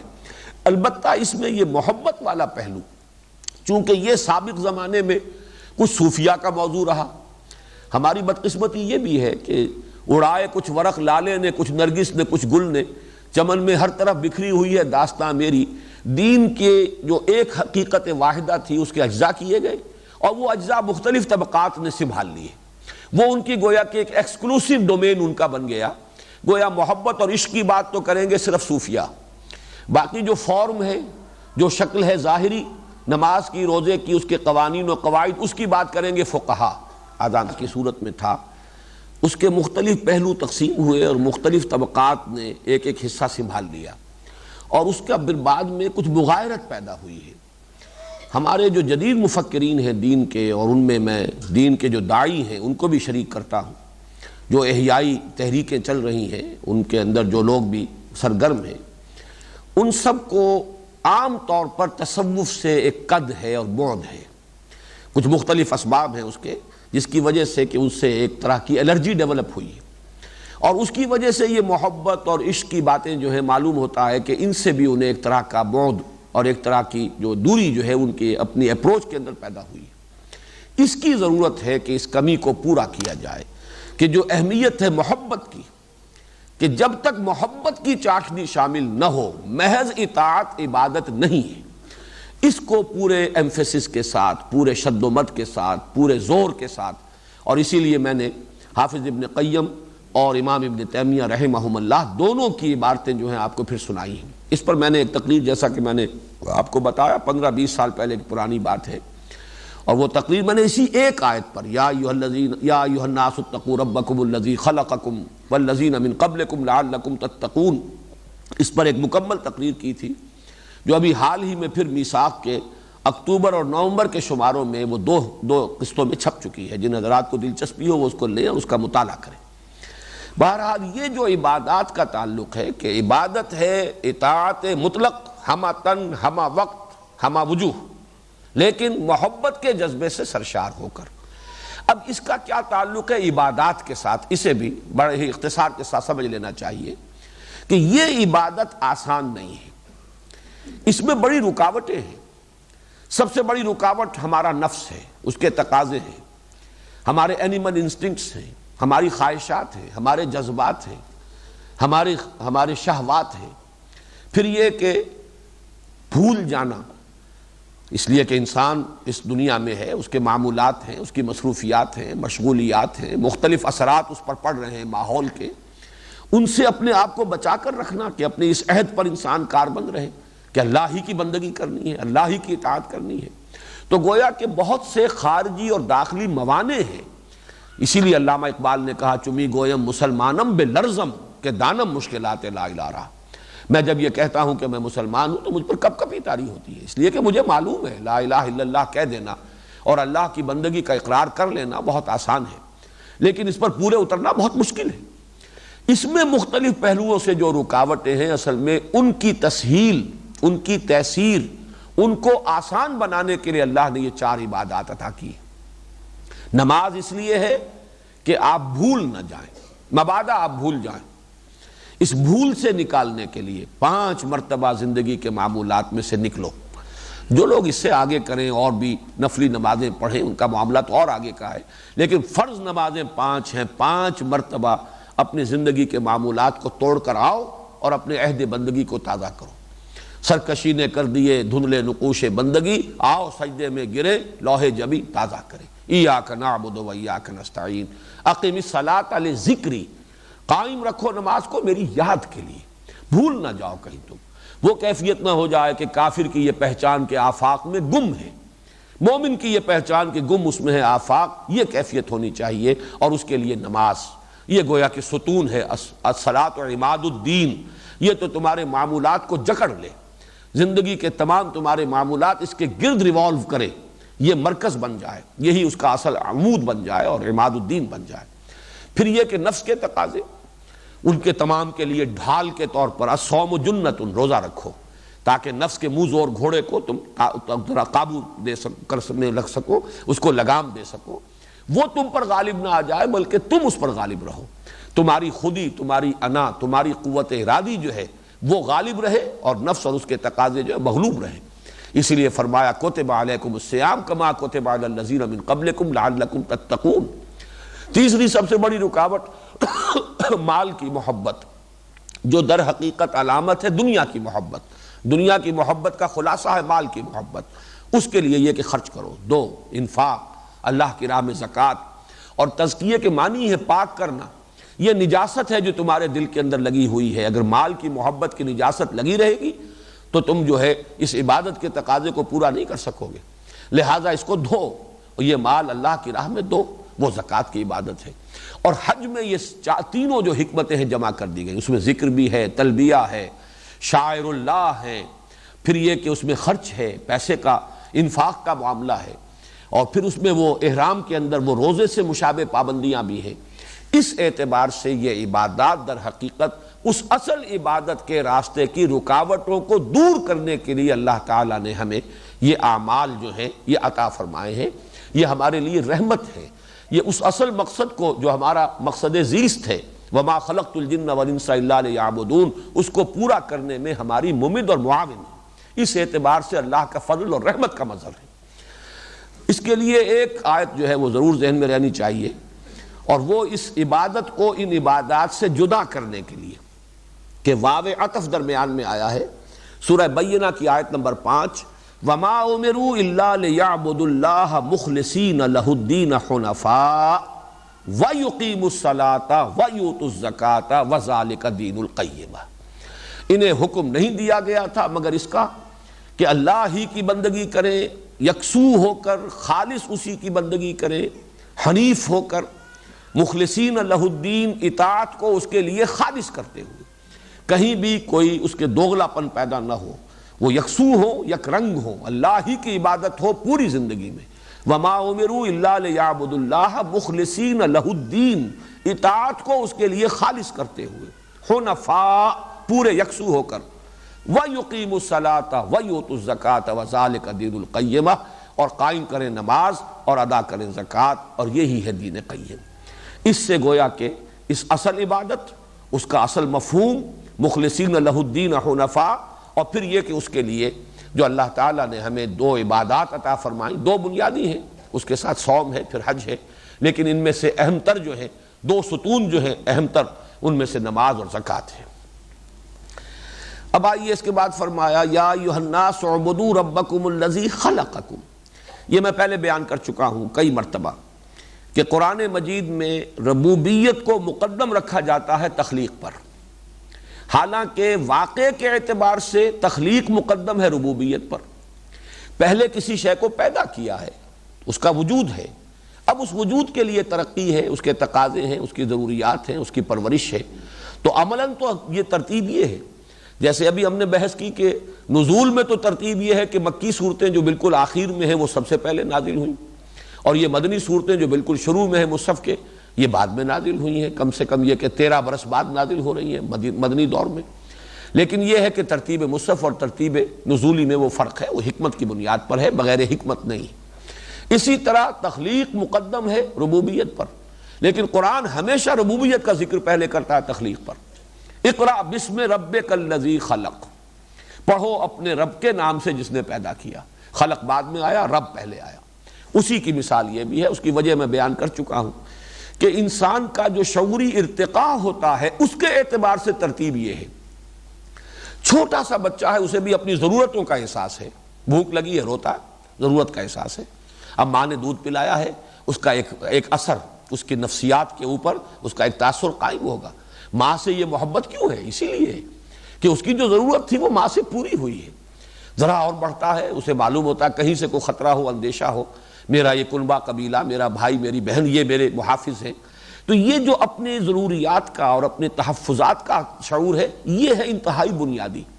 وہ تو کہیں جا کر اوپر جب وہ جوان ہوگا، شعور اس کا جو ہے وہ اپنی پختگی کو پہنچے گا، تو اپنا وجود، اپنی ہستی، پھر اس کی تخلیق، کس مرحلے سے میں گزرا ہوں، یہ بہت بعد کی بات ہے.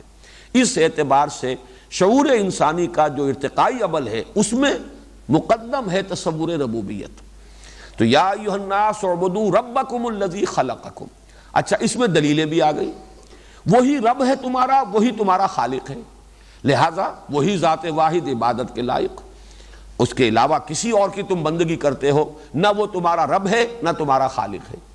اپنے نفس کی بندگی کرو گے، وہ نفس تمہارا خالق نہیں، تمہارا رب نہیں. اپنے والدین کی کرو گے، وہ تمہارے خالق نہیں. کسی کی بھی کرو گے. اس اعتبار سے ان دونوں الفاظ میں دلیل مضمر ہے. یا ایھا الناس اعبدوا ربکم الذی خلقکم، بندگی اور پرستش اختیار کرو اپنے اس رب کی جس نے تمہیں پیدا کیا. اگلا لفظ ہے والذین من قبلکم. یہ یہاں خاص طور پر کیوں لایا گیا؟ اس کا سبب یہ معلوم ہوتا ہے واللہ عالم کہ انسان کی ایک بہت بڑی گمراہی یہ رہی ہے کہ جو بھی آباء و اجداد کے طور طریقے چلے آ رہے ہوں ان کے ساتھ ایک عصبیت ہم کیسے چھوڑ دیں. ہمارے آباء و اجداد کی ریت یہ ہے، ان بتوں کو وہ پوجتے چلے آ رہے ہیں، یہ تو ہماری جو ہے خاندانی روایات ہے، یہ تو ہمارے قبیلے کی ریت ہے، یہ ہمارے آباء و اجداد سے چلی آ رہی ہیں باتیں۔ تو ایک تقدس جو پیدا ہو جاتا ہے، اور جس کو کہ کہا جا سکتا ہے آبا پرستی، اپنے آباء و اجداد کو پوجنا، یہ بھی ایک دلیل کی شکل اختیار کر لیتی ہے یہ بات کہ یہ تو جی ہمارے ہاں تو یہ بات چلی آ رہی ہے، آباء و اجداد سے چلی آ رہی ہے۔ یہ در حقیقت اس کی جڑ کاٹی جا رہی ہے کہ وہ بھی مخلوق تھے، جیسے تم مخلوق ہو، جیسے تمہیں اللہ نے پیدا کیا ویسے ہی انہیں بھی پیدا کیا، لہٰذا ان کا کوئی فعل تمہارے لیے سند نہیں، دلیل نہیں۔ یہی بات ہے جو مکی صورتوں میں، خاص طور پہ سورہ لقمان میں بڑی وضاحت کے ساتھ آئی ہے کہ والدین کے ساتھ حسن سلوک یہ تو فطرت کا تقاضا ہے۔ وَوَصَّيْنَا الْإِنسَانَ بِوَالِدَيْهِ حَمَلَتْهُ أُمُّهُ وَهْنًا عَلَى وَهْنٍ وَفِصَالُهُ فِي عَامَيْنِ أَنِ اشْكُرْ لِي وَلِوَالِدَيْكَ، یہ تو فطرت انسانی کا تقاضا ہے، یہ شکر کا بدلہ ہونا چاہیے۔ انہوں نے تمہیں پالا پوسا، خاص طور پر ماں اس نے پیٹ میں رکھا ہے 9 مہینے تک، اب ضعف پر ضعف جھیل کر، اور پھر دودھ چھڑایا ہے 2 سال میں، 2 سال تک جونک بن کر ان کی چھاتیوں سے چمٹے رہے ہو، اس اعتبار سے ان کے ساتھ احسان، حسن سلوک یہ تو لازماً فطرت کا تقاضا ہے۔ لیکن وَإِن جَاهَدَاكَ عَلَىٰ أَن تُشْرِكَ بِي مَا لَيْسَ لَكَ بِهِ عِلْمٌ فَلَا تُطِعْهُمَا وَصَاحِبْهُمَا فِي الدُّنْيَا مَعْرُوفًا وَاتَّبِعْ سَبِيلَ مَنْ أَنَابَ إِلَيَّ ثُمَّ إِلَيَّ مَرْجِعُكُمْ فَأُنَبِّئُكُمْ بِمَا كُنتُمْ تَعْمَلُونَ۔ لیکن اگر وہ شرک کا حکم دے، کفر کا حکم دے، غلط بات کا حکم دے، حرام کے اوپر تمہیں آمادہ کرنا چاہے، ان کا کہنا مت مانو، یہ ان کا حق نہیں ہے۔ گویا کہ اتباع والدین کی ضروری نہیں، اتباع آباء و اجداد کی ضروری نہیں، اطاعت مطلق ان کی نہیں ہے، حسن سلوک ان کے ساتھ، خیر کا رویہ، ان کی خدمت، ان کا ادب یہ اپنی جگہ پر ہے، لیکن اتباع کرو اس کا، واتبع سبیل من اناب الیہ، اتباع اس شخص کے راستے کی کرو جس نے اپنا رخ میری طرف کر لیا ہو۔ یہ ہے اصل میں کہ جو فرق و تفاوت ہونا چاہیے، اور یہ توازن مطلوب ہے، نہ تو یہ کہ والدین کا سرے سے کوئی لحاظ ہی نہ ہو، خیال ہی نہ ہو، ان کا ادب بھی نہ رہے، ان کا پاس بھی نہ رہے، ان کے ساتھ حسن سلوک بھی نہ ہو، ان کی خدمت بھی نہ ہو، نہ یہ کہ ان کی پرستش شروع کر دی جائے کہ یہی دلیل بن جائے کہ ہمارے والدین کا فرمان یہ ہے یا ہمارے آباء و اجداد کے رسومات یہ ہیں، ہم ان کو کیسے چھوڑ دیں۔ اس کے بین ایک روش کی ضرورت ہے جو سورہ لقمان میں آئی۔ تو والذین من قبلکم لعلکم تتقون، تاکہ تم بچ سکو۔ اس لفظ کے بارے میں چونکہ اس پر تقوی اور متقین اس پر بحث ہو چکی ہے، اس وقت صرف نوٹ کرنے کی بات یہ ہے کہ یہاں پہ ترجمہ اس کا کیا موضوع ہوگا۔ عام طور پر مترجمین نے ترجمہ کیا ہے تاکہ تمہارے اندر تقوی پیدا ہو جائے۔ یہ ایک تو اس اعتبار سے تو یہ کچھ یعنی اس کے ساتھ کوئی مناسبت رکھنے والی بات نہیں ہے کہ بندگی کرو اپنے رب کی تاکہ تقوی پیدا ہو جائے، حالانکہ در حقیقت یہ دونوں چیزیں لازم و ملزوم ہیں۔ بندگی کرے ہی گا اس وقت جب کہ اس کے اندر تقوی موجود ہو۔ تقوی تو اصل میں وہ روح باطنی ہے کہ جو انسان کو بندگی پر آمادہ کرنے والی شے ہے۔ چنانچہ اس ضمن میں سورہ مائدہ کی آیت نمبر 93 بڑی اہم ہے اور بہت جامع آیت ہے۔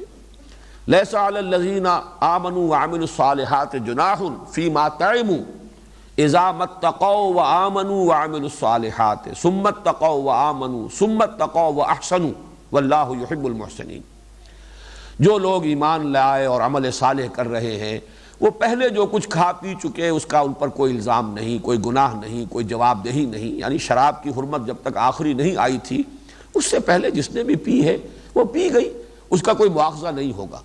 اب اس کے بعد آیا ہے جبکہ ان کی روش یہ رہی ہے، اذا اتقوا وآمنوا وعملوا الصالحات، جبکہ ان کی روش یہ رہی کہ انہوں نے تقوی اللہ کا اختیار کیا، ایمان لائے، نیک عمل کیے، ثم اتقوا وآمنوا، پھر مزید تقوی ان کے اندر بڑھ گیا اور پھر اور ایمان میں ان کی ترقی ہوئی، مزید ایمان لائے، ایمان حقیقی، قلب کی گہرائیوں کے اندر وہ راسخ ہو گیا، گہرائی اور گہرائی کے ساتھ۔ ثم اتقوا واحسنوا، پھر مزید تقوی ان کے اندر پیدا ہوا اور وہ مقام احسان پر فائز ہو گئے۔ واللہ یحب المحسنین، اور اللہ تعالی محسنین کو پسند کرتا ہے، ان سے محبت کرتا ہے۔ تو حدیث جبرائیل میں اصل میں یوں سمجھیے کہ اعتبار سے کہا جا سکتا ہے کہ اسی آیت کی وضاحت ہے۔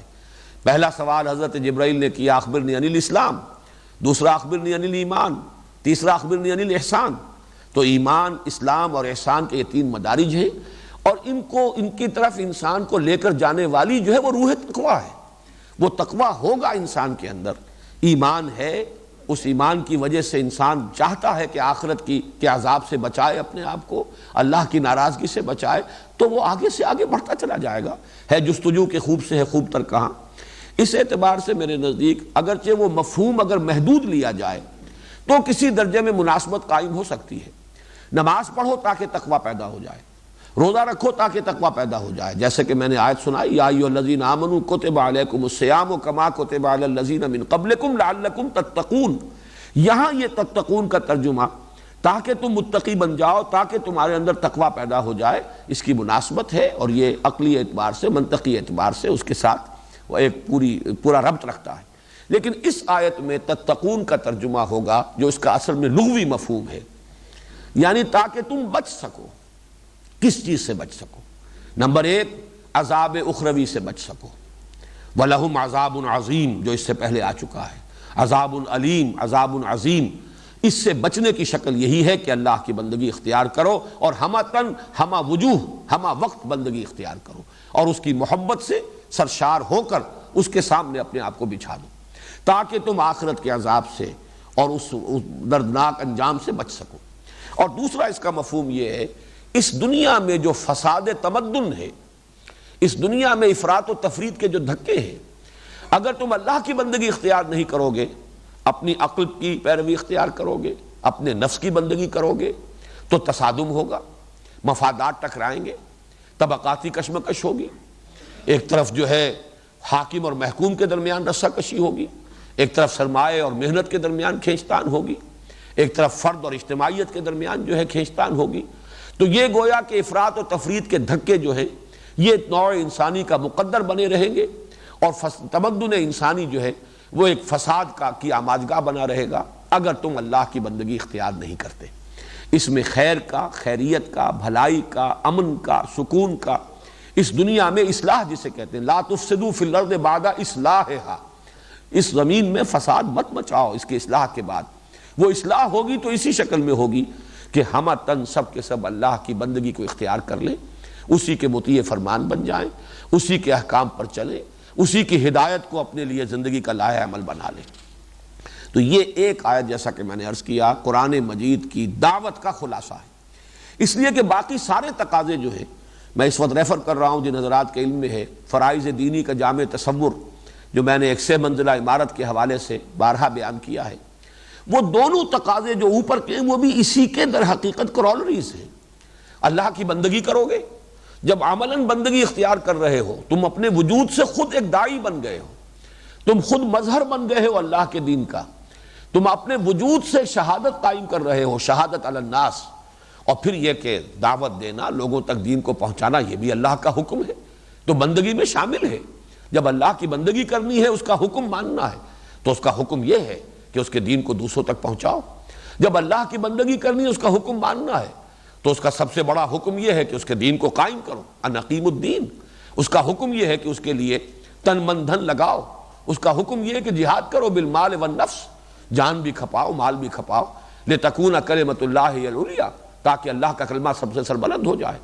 تو گویا کہ دین کے جتنے عملی تقاضے ہیں وہ سب کے سب، جیسے ہم کہتے ہیں کہ ہاتھی کے پاؤں میں سب کے پاؤں، تمام چیزیں اس کے اندر آ گئی۔ تو لفظ عبادت جو ہے اتنا پروفاؤنڈ ہے کہ اس میں دین کے سارے عملی تقاضے جو ہیں وہ ایک ہی لفظ کے اندر سمو دیے جاتے ہیں۔ اس اعتبار سے وما خلقت الجن والانس الا لیعبدون، میں نے جنوں اور انسانوں کو نہیں بنایا، نہیں پیدا کیا مگر اس لیے کہ میری بندگی کریں۔ تو اس ایک لفظ کے اندر دین کے سارے عملی تقاضے موجود ہیں، اور اس اعتبار سے گویا کہ دعوت قرآنی کی تعبیر کے لیے جامع ترین لفظ یہی ہے، اعبدوا ربکم، بندگی رب، یہ ہے گویا کہ وہ ایک اصطلاح کے اندر دین کی کل دعوت کا خلاصہ اور لب لباب۔ اب اس کے بعد جو ہے یہ جو آیت آ رہی ہے، الذی جعل لکم الارض فراشا، یہ الذی وہی الذی خلقکم والذین من قبلکم، تو اس الذی کا بدل یہ آ رہا ہے اسی کے ساتھ جڑ کر، بندگی کرو اپنے اس رب کی جس نے تمہیں پیدا کیا، تم سے پہلوں کو پیدا کیا، جس نے زمین کو بنایا تمہارے لیے فرش، الذی جعل لکم الارض فراشا والسماء بناء، اور آسمان کو بنایا ایک چھت کے مانند، ایک عمارت، وانزل من السماء ماء، اور اتارا آسمان سے بلندی سے پانی، فَأَخْرَجَ بِهِ مِنَ الثَّمَرَاتِ رِزْقًا لَكُمْ، تو نکالا اس کے ذریعے سے میووں کی شکل میں تمہارے لیے روزی۔ یہ جو اب 4 فنومینا آئے ہیں، اب نوٹ کر لیجئے کہ یہ تو ایک خلاصہ ہے، ورنہ قرآن مجید کی مکی صورتوں میں جو فنومینا آف دی نیچر ہیں، أَلَمْ نَجْعَلِ الْأَرْضَ مِهَادًا وَالْجِبَالَ أَوْتَادًا وَخَلَقْنَاكُمْ أَزْوَاجًا وَجَعَلْنَا نَوْمَكُمْ سُبَاتًا وَجَعَلْنَا اللَّيْلَ لِبَاسًا، اب یہ جو انداز ہے، یا أَلَمْ نَخْلُقكُم مِّن مَّاءٍ مَّهِينٍ أَلَمْ نَجْعَلِ الْأَرْضَ كِفَاتًا أَحْيَاءً وَأَمْوَاتًا وَجَعَلْنَا فِيهَا رَوَاسِيَ شَامِخَاتٍ وَأَسْقَيْنَاكُم مَّاءً فُرَاتًا۔ یہ تو اللہ تعالیٰ کی ربوبیت کی وہ مثالیں، اس کی شانیں، ایک ایک ذرہ جو ہے اس کے اندر اللہ تعالیٰ کی یہ نشانیاں موجود ہیں۔ لیکن یہاں بڑی خوبصورتی سے دیکھیے، یہ جو 4 فنومینا آئے، زمین کو بنا دیا تمہارے لیے ایک بہترین بچھونا، ایک فرش، ماں کی گود کے مانند حیات بخش، جیسے کہ ماں کی گود جو ہے وہ گہوارہ ہے حیات کے لیے، ایسے ہی زندگی کے لیے، انسانی زندگی کے لیے، بلکہ حیواناتی اور نباتاتی زندگی کے لیے، کل جو حیات ارضی ہے اس کے لیے یہ ماں کی گود کے مانند ہے۔ اور اس کے بعد آسمان چھت کے مانند ہے۔ اس میں آسمان سے مراد کیا ہے؟ یہ جیسا کہ میں نے اس سے پہلے بارہا عرض کیا ہے، اس میں لفظ جو ہے اصل وہ تو ہے سمون، بلندی، اور سما بلندی، بلندی کی کوئی شے۔ اس سے آگے قرآن مجید نے آسمانوں کی حقیقت کے بارے میں تفصیل سے کچھ بیان نہیں کیا۔ 7 کا لفظ آیا ہے بار بار، یہ آ جائے گا اسی رکوع میں آگے چل کر، لیکن یہ ہے کہ اس کی بھی کوئی وضاحت قرآن مجید میں نہیں ہے، اور ابھی تک ہمارا علم جو ہے وہ ایسٹرونومی کا بھی یہاں تک نہیں پہنچا ہے کہ ہم حتمی طور پر یہ کہہ سکیں کہ سما سے مراد یہ ہے اور 7 سماوات سے مراد یہ ہے۔ یہ جیسے علم آگے بڑھے گا انشاءاللہ وہ حقیقتیں مزید منکشف ہو جائیں گی۔ لیکن یہ کہ یہ انسان کا جو مشاہدہ ہے، جیسے کہ آخری پارے کی وہ صورت ہے، افلا ينظرون الى الابل كيف خلقت والى السماء كيف رفعت والى الجبال كيف نصبت والى الارض كيف سطحت، 4 چیزیں۔ کیا یہ دیکھتے نہیں زمین کو کیسے اس کو ہم نے ہموار کر دیا ہے، پہاڑوں کو کیسے انہیں گاڑ دیا ہے، آسمانوں کو کیسے اس کو اٹھا دیا ہے، بلند کر دیا ہے، یہ ساری، اور اونٹ کو جس پر کہ یہ سوار ہو کر چل رہے ہیں۔ اب یہ ان کا ایک مشاہدہ ہوتا تھا جبکہ وہ سفر کرتے تھے، اور سفر ظاہر بات ہے کہ حجاز میں جب سفر کرتے تھے تو وادیاں ہیں، ادھر بھی پہاڑ ہے ادھر بھی پہاڑ ہے، درمیان میں وہ راستے بنے ہوئے ہیں، اونٹوں پر سوار چلے جا رہے ہیں۔ تو مسلسل ایک شخص کے مشاہدے میں یہی 4 چیزیں، افلا ينظرون الى الابل كيف خلقت، جس پر وہ سوار ہے، اس اونٹ کی سواری کر رہا ہے، اور وَإِلَى السَّمَاءِ كَيْفَ رُفِعَتْ، اوپر آسمان ہے، وَإِلَى الْجِبَالِ كَيْفَ نُصِبَتْ، دائیں بائیں پہاڑ ہیں جمے ہوئے، وَإِلَى الْأَرْضِ كَيْفَ سُطِحَتْ فَذَكِّرْ إِنَّمَا أَنْتَ مُذَكِّرٌ۔ اسی طریقے سے یہاں 4 چیزیں آئی ہیں۔ یہ انسان کا ایک بڑا گہرا مشاہدہ ہے۔ زمین ہے پست، پستی کی علامت، آسمان ہے بلندی کی علامت، لیکن یہ دونوں چیزیں بظاہر متضاد ہیں، ایک دوسرے کی ضد ہیں۔ ایک تو یہ کہ پستی کی انتہا ہے زمین، اور ایک یہ کہ بلندی کی انتہا ہے آسمان، لیکن ان دونوں میں موافقت ہے۔ یہ موافقت جو ہے توحید کی دلیل ہے۔ آسمان سے پانی برستا ہے، وہ زمین میں سے اس کے نباتات کو نکال کر لاتا ہے، یہ ان دونوں کا انٹریکشن ہے۔ بلندی سے وَأَنزَلَ مِنَ السَّمَاءِ مَاءً فَأَخْرَجَ بِهِ مِنَ الثَّمَرَاتِ رِزْقًا لَكُمْ، اتارا اس نے آسمان سے پانی یا بلندی سے پانی، اور نکالا اس کے ذریعے سے اس زمین میں سے تمہارے لیے میووں کی شکل میں رزق، تمہاری روزی کا سامان۔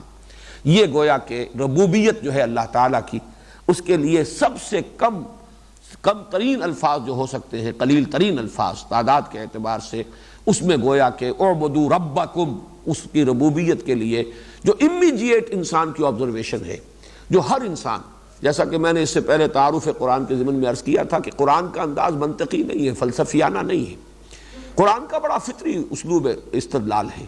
مشاہدہ وہ کہ جو عام آدمی کا مشاہدہ ہے، سب کے سامنے آنے والی حقیقتیں ہیں، پیش پا افتادہ جو حقائق ہیں، ان سے قرآن مجید بلڈ کرتا ہے اپنا سارا تانا بانا جو استدلال کا ہے۔ الذی جعل لکم الارض فراشا والسماء بناء وانزل من السماء ماء فاخرج به من الثمرات رزقا لکم فلا تجعلوا للہ اندادا وانتم تعلمون۔ تو مت ٹھہراؤ اللہ کے ساتھ کوئی بھی ہمسر مد مقابل، جانتے بوجھتے، اس حال میں کہ تم جانتے ہو بوجھتے ہو۔ یہ ہے اصل ٹکڑا۔ باقی جو یہ ہے فینومینا آف دی نیچر، یہ تو ان کی تو تفصیل جیسا کہ میں نے ابھی عرض کیا، بارہا قرآن مجید میں آپ نے پڑھی ہے، اس کے بارے میں کوئی مزید وضاحت کی ضرورت نہیں. لیکن یہاں اب لفظ آیا ند، فلا تجعلوا للہ اندادا.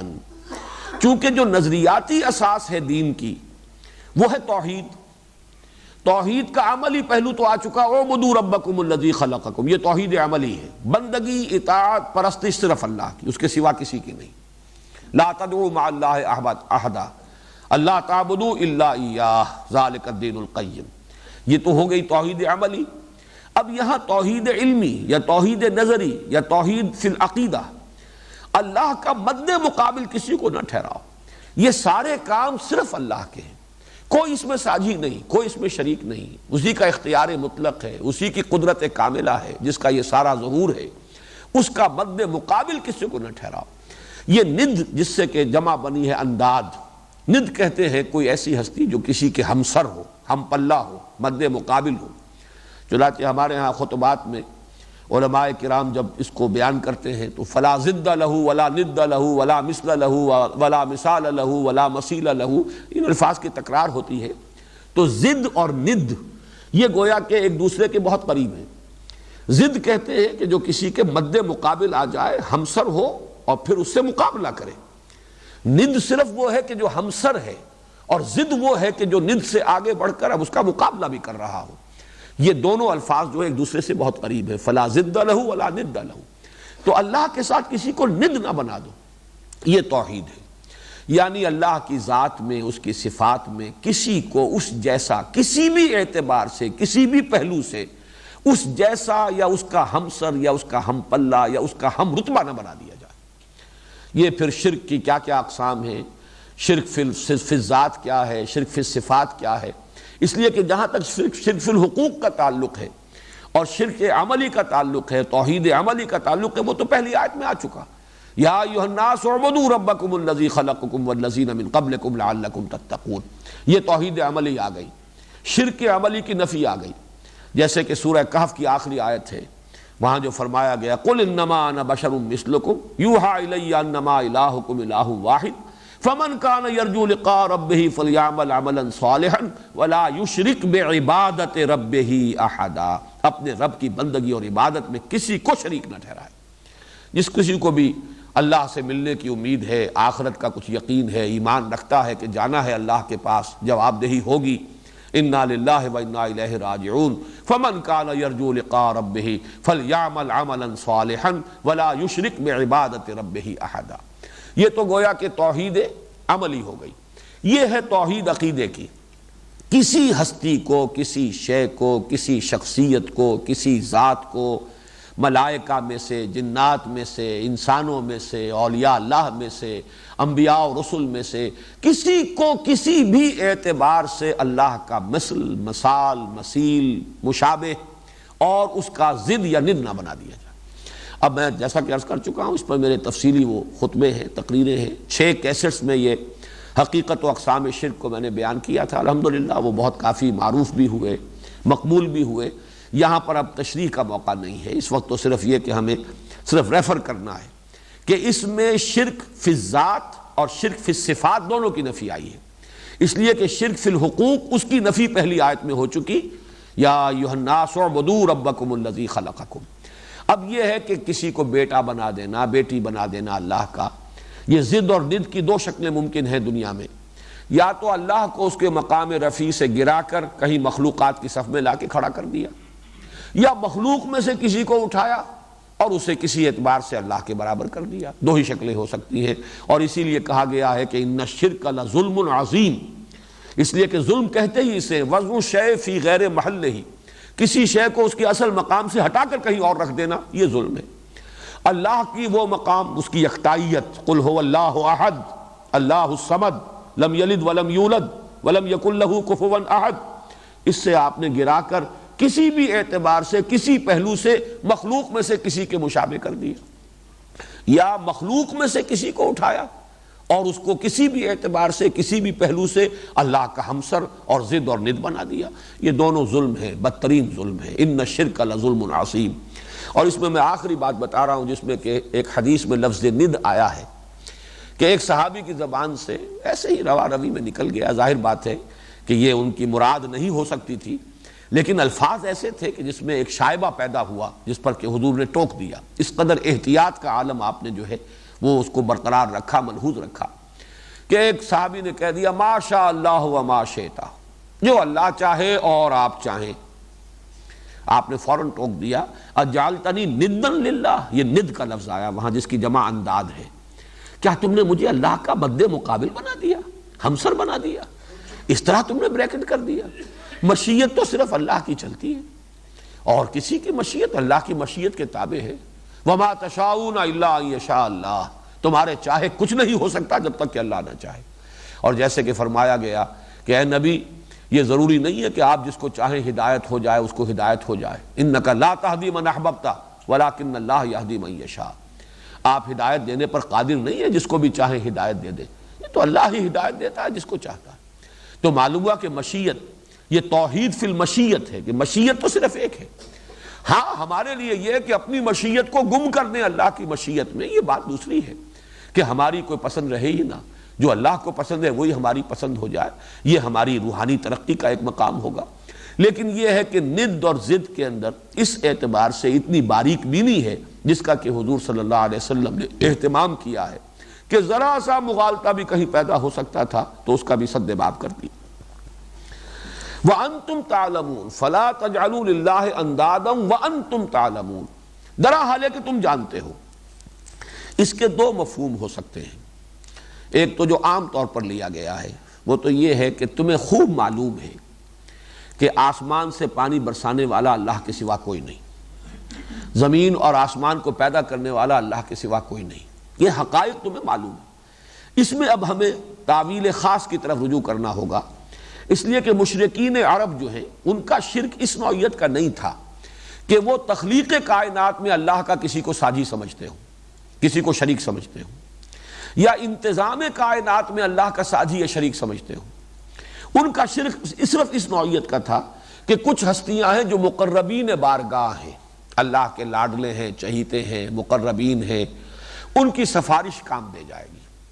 ہؤلاء شفعاؤنا عند اللہ، یہ ہمارے شفیع ہیں، سفارشی ہیں، ہماری سفارش کرنے والے اللہ کے پاس، یا جن کے ذریعے سے ہم اللہ کا تقرب حاصل کر سکتے ہیں. وما نعبدهم الا ليقربونا الى اللہ زلفا، ہم ان کی جو بھی پرستش کرتے ہیں، ڈنڈوت کرتے ہیں، جو بھی کچھ کرتے ہیں، سجدے کرتے ہیں، کچھ چڑھاوے چڑھاتے ہیں، تو صرف اس لیے کہ یہ چونکہ قریب تر ہیں اللہ سے تو ہم ان کے ذریعے سے ہم بھی اللہ سے قریب ہو جائیں گے. وما نعبدهم الا ليقربونا الى اللہ زلفا، تاکہ وہ ہمیں قریب کر دیں اللہ سے. چونکہ ان کا شرک یہ تھا. شرک کی اور قسمیں بھی دنیا میں ہیں. مثلا ایک تصور یہ بھی ہو سکتا ہے کہ اللہ تعالیٰ نے تقسیم کر دیا، اختیار دے دیا ہے مختلف ہستیوں کو. یہ جو گاڈز اینڈ گاڈیسز کا تصور جو ہے اور دیویوں اور دیوتاؤں کا تصور ہے اس میں یہ پہلو بھی شامل ہے. لیکن آلہہ جو تھے، جو عرب کے آلہہ تھے، وہ صرف اس اعتبار سے کہ یہ چہیتے لوگ ہیں. چنانچہ حضرت نوح علیہ السلام کی قوم کے بھی جو بت تھے وہ بھی اولیاء اللہ، پرانے گزرے ہوئے لوگ، بہت نیک لوگ، عابد و زاہد لوگ. در حقیقت انہی کے نام پر وہ بت بنائے گئے تھے اور انہی کی پرستش ہوتی تھی. تو اس اعتبار سے تو بات بالکل واضح ہو جاتی. وانتم تعلمون، تم خوب جانتے ہو کہ آسمان کا پیدا کرنے والا، زمین کا بنانے والا، آسمان سے بارش برسانے والا اور زمین سے یہ نباتات کی صورت میں، میووں کی شکل میں تمہارے لیے رزق برآمد کرنے والا اللہ کے سوا کوئی نہیں.